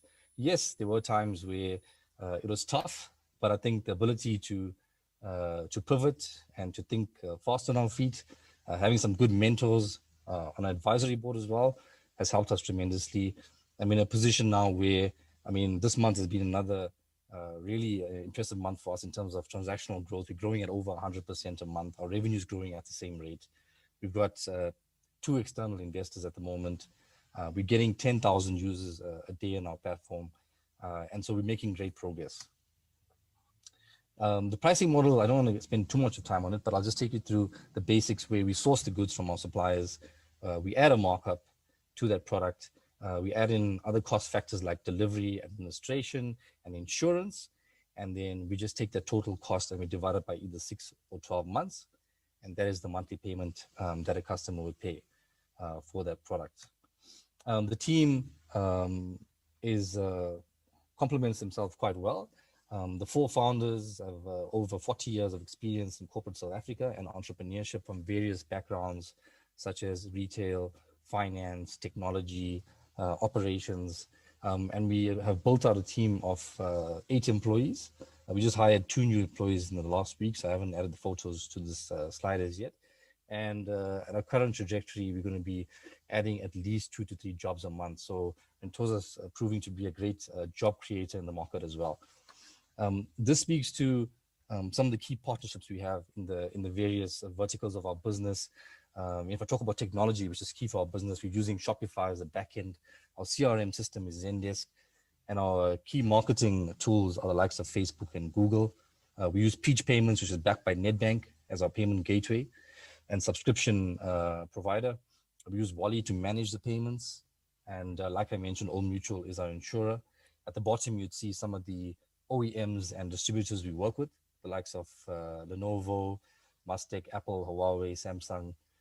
And we've seen tremendous uptake of these products in our market over the last 12 months. I think our unique competitive advantages are that there's no one really putting out a pure subscription model in the market right now. You've got the likes of Taljoy, Go Rentals, and the like that have a rental or rent to buy model where full credit process is done. With us, it's a subscription model where we do a lot of ID verification in the process, but it's not a credit model where we credit score you. It's actually about access. It's a subscription model, and we have MDM software that we used to assist with collections rather than credit scoring, in the sense that the MDM software is able to remotely control the device in the event that a customer does not pay us. So we can switch off the device, we can send messages to the device, we can lock the device. There's numerous things we can do using technology to assist us to collect rather than credit scoring. I'll just take you to some of the numbers which are important that show the progress we made over the last 12 months. You know, we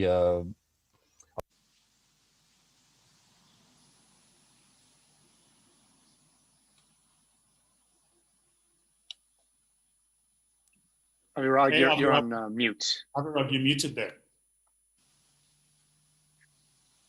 Sorry, I don't know how I muted myself, but yeah, I wanted to highlight the numbers. This month we're on track to do 1.2 million rand in revenue this month.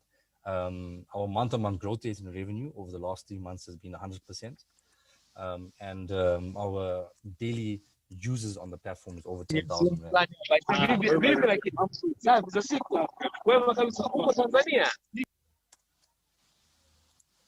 Sorry, yeah, I'm back now.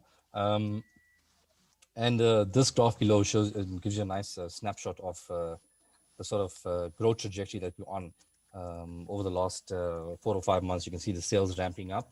You can see the GP also ramping up nicely in the business. What are we looking for? We're looking for $650,000.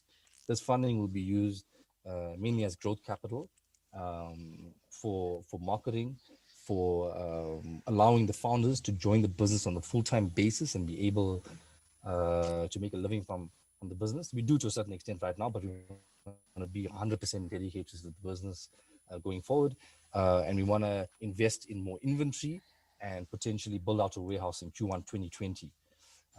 Where do we believe this business will be in 12 months' time? You know, we think we're going to be over 10,000 daily active users. We're going to be doing over 3 million revenue per month. And we certainly illustrated the ability to do that over the last 12 months. We're going to create at least 25 new jobs. And if we do this, the IRR for an investor should be 30% plus, depending on the exit valuation in 12 months' time. Thank you. Now take questions.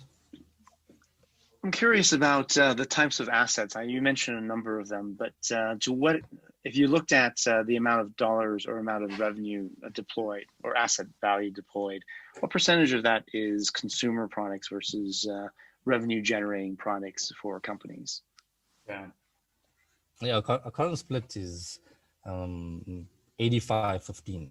So 85% of them are subscriptions to consumers, and 15% is B2B subscriptions that we've done. And in the 15, and so have you seen a market difference in performance between the two? Yes, there is a slight difference. I mean, the B2B segment is a lot more predictable and reliable in terms of payment and paying on time. In the consumer segment, like I mentioned, because we don't do any credit scoring, we do ID verification and other checks. We do naturally have people that have bad credit and don't pay on time, but we have collections processes and partners to assist us with that. So at the moment, you know, in our consumer book, our collection rate is between 90 and 95%. But it takes a lot of work. It's intense focus on a daily basis. And what are the collection rates on the B2B side? That's about 99%. 99%. Okay. Well, all I can say is, just jumping in, I'd be very, very interested in speaking to you from and Usahe needs to mute himself. I'm very interested in speaking to you about partnering with you to provide the CapEx financing for your B2B products, some of your B2B products. My company Untapped, that's precisely what we do. And our goal is to really be there as the CapEx facility for the kind of things that you're doing. So we could probably start that ASAP, and we could probably take on a big chunk of your inventory financing needs ASAP. One other thing I should note is, just as this is not advice, but just, you don't have to answer this as a question, is that, or it's a statement. You don't have to raise all this money through equity. In fact, you shouldn't.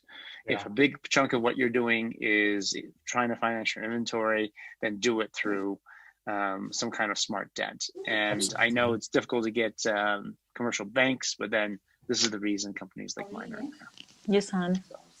Absolutely. Sure. Absolutely. I want to jump in there. I 100% agree with what you've said, Jim. I think that an equity instrument for a business at this stage, at that chunk of money, you're going to just put way too much pressure on the founders in the business, and with potentially too little upside, but also the type of instrument you're using would not be correct for what the utilization of that capital would be, right? I mean, you don't put in long-term capital for short-term sort of asset needs. That's just not the way to do it. So there's definitely work there to be done around the structure, and I think that Jim would be the perfect person to work with that. But I would also be very keen to have a conversation with you about market access, that B2B, growing particularly into larger clients, and getting better distributed book of clients out there. So very keen and very happy to take this conversation to the next stage and to the next level. Maybe if you could just exit the presentation so we can hear from the other investors. I wonder if...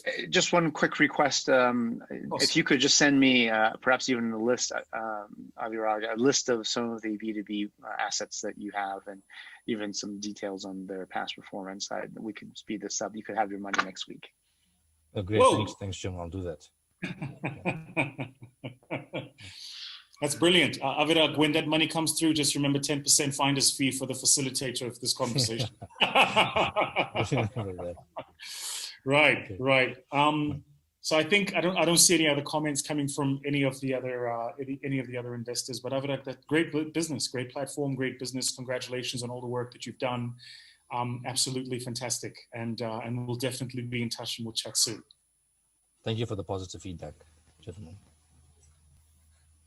Great. Thank you to you, and thank you to everybody that's been on this conversation, everybody that's been on this call. All the feedback, the comments, the questions have really added a lot of value. So we're going to wrap this conversation up. We're going to hand back over to the team in Tanzania, who are going to take us back to a centralized platform with a facilitated conversation. Yourself, Jim, Audrey, Rob, Real, Zach, who's already left us. Thank you so much for your time. Absolutely appreciated. Rob, I know that we're seeing each other next week, so I look forward to that. And now we're all seeing each other because we've got that meeting set up. And let's see if we can Friday, 7 p.m. Athletic Social Club. We already have a table for 12 already reserved. Done deal. Thank you so much, everybody, for your time and for making available your Saturday morning. I know how precious your time is. So thank you so much, everybody.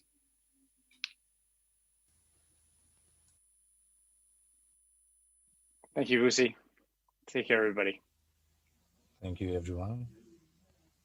Thank you.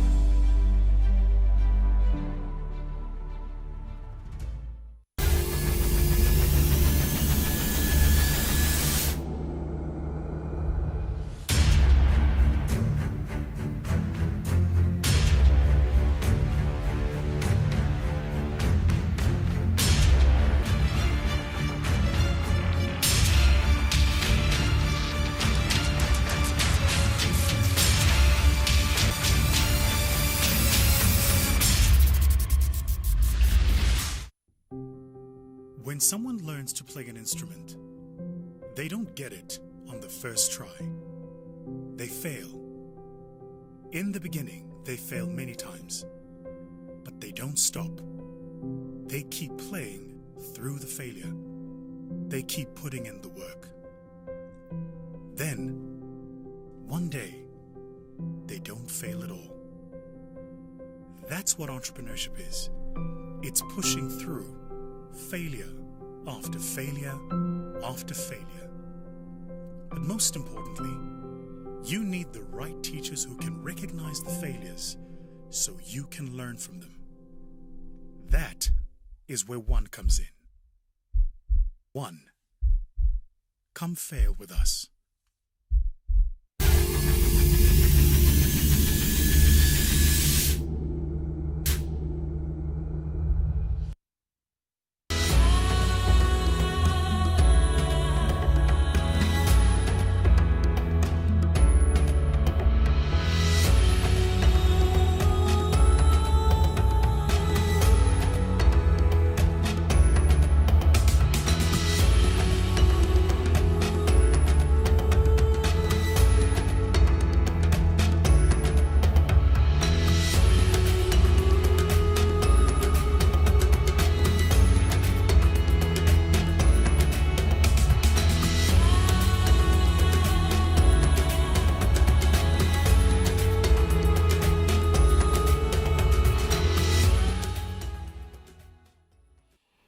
Wow.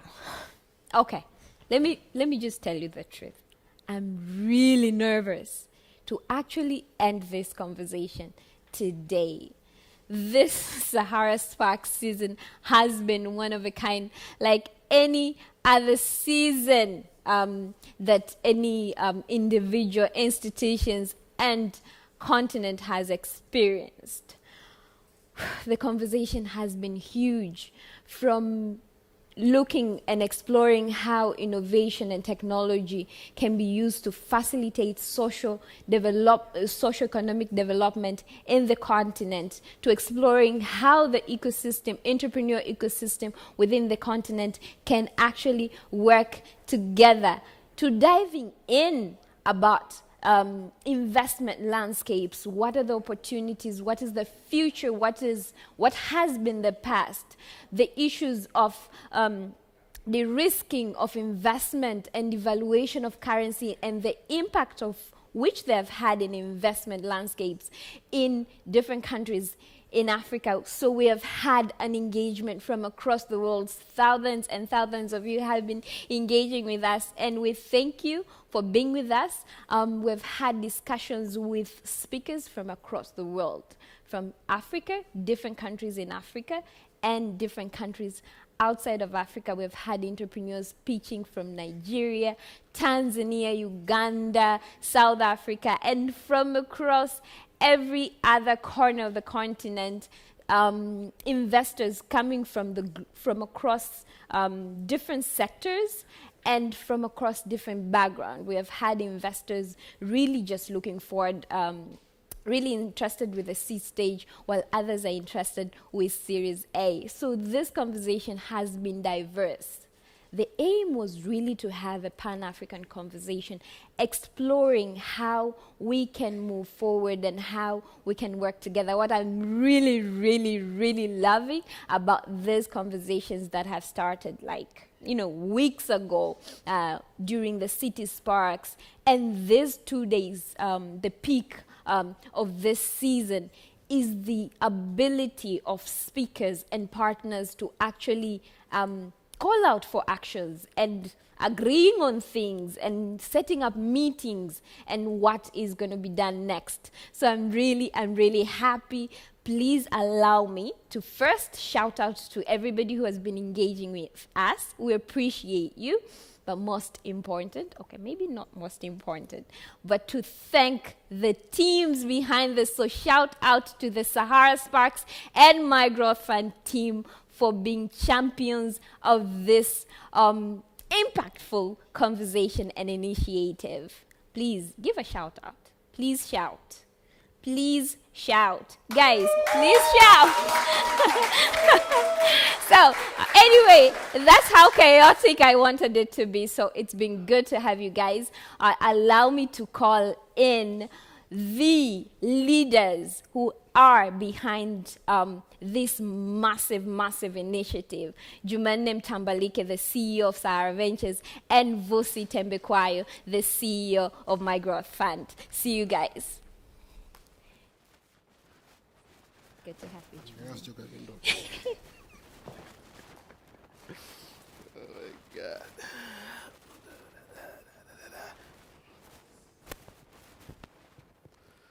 Okay.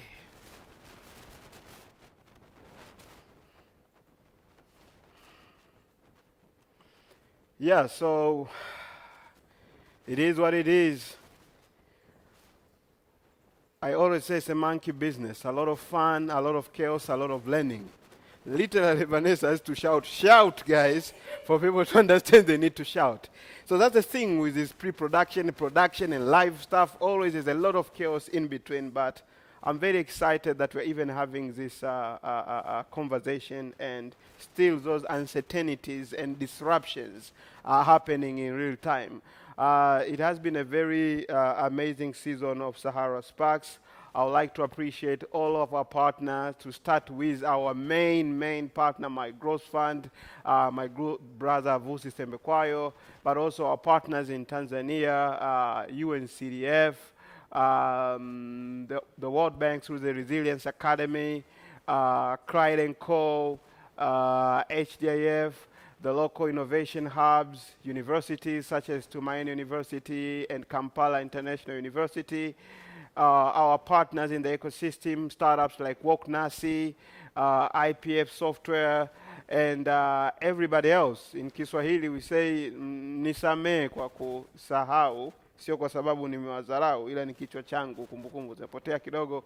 But I really appreciate what we have done in the past couple of days. Really, we have shown how an ecosystem can work together. We had universities, we had government agencies working with us, we had startups, we had business incubators, we had conversation with investors, and the idea of the mission behind Sahara Ventures to build the innovation ecosystem in Africa is built around that, and we are very excited to be able to achieve that. And again, our African partners, all investors, all the investment firms that were involved, all hubs and incubators which provided us with entrepreneurs to take part in this marketplace. The future is very exciting. We are ready to open up those borders, work together, transact, invest on each other, and that's Africa we want to see.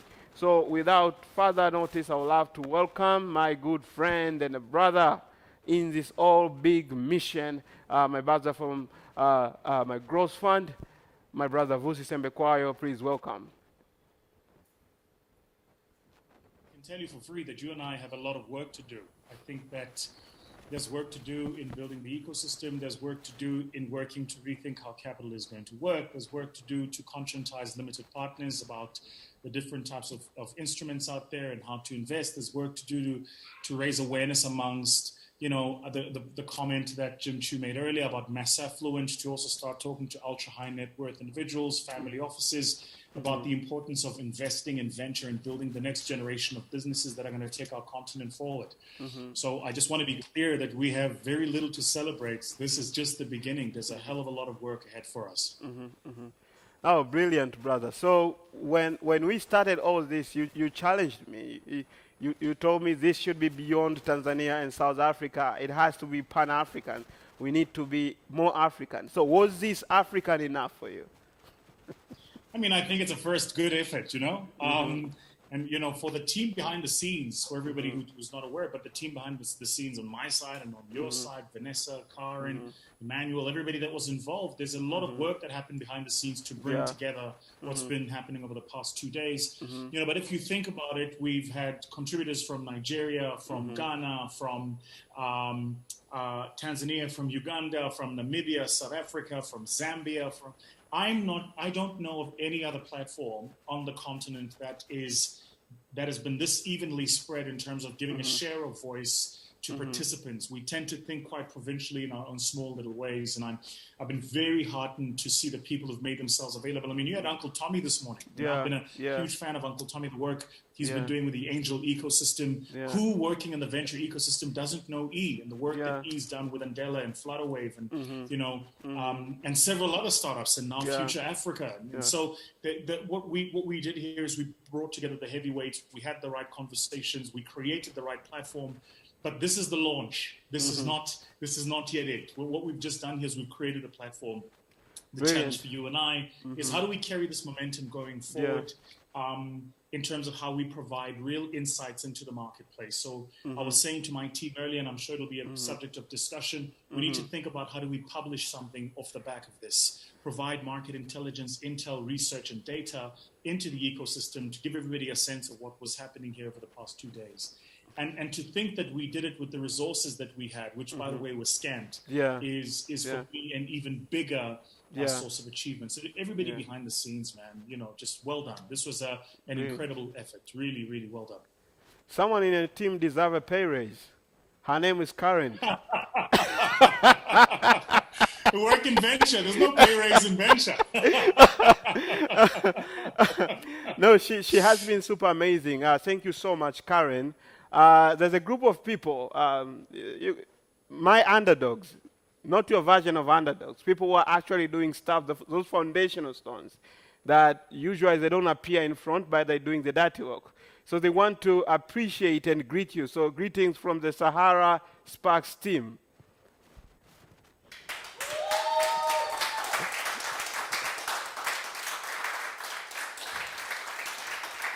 Excellent. Excellent. Brilliant, guys. Well done. Well done, everybody. Well done. Yeah, so those guys have not been sleeping. And I can promise you, I don't have a budget for salary raise. Again, brother, I really appreciate, and I know you have a massive team behind this. They put in a lot of resources and a lot of commitment, and this is Africa we want to see. It's, Africa with young people is a lot of energy, passion, commitment to transform the continent. We are ready, we are young, and we are ready to move forward. So as we are wrapping up, so what is the next step? What is the next practical step in this thing, brother? Well, I think that there's a lot of work for us to do, right? We definitely have to publish some work that has to go into the ecosystem. So let's do that. Let's publish some work that goes into the ecosystem so that we can inform the ecosystem about what's going on. I think that's important. The second thing we have to do is we have to really think about how do we meaningfully engage with instruments of capital. And I think the conversation today with the investors was absolutely amazing. So let's do that stuff. That's the stuff that we need to do. Then we can have a conversation about what does 2021 look like and where could we go from here. Brilliant. So one thing about these days, you cannot predict anything. We're living in times of uncertainties. The only option for you is to blend in and be flexible and be agile and be ready for disruption. And that is what we're excitingly looking to do during Sahara Sparks 2021. Thank you, everyone. Thank you, my team. I've been practicing this word for a couple of days. Siyabonga. Thank you, Bruce.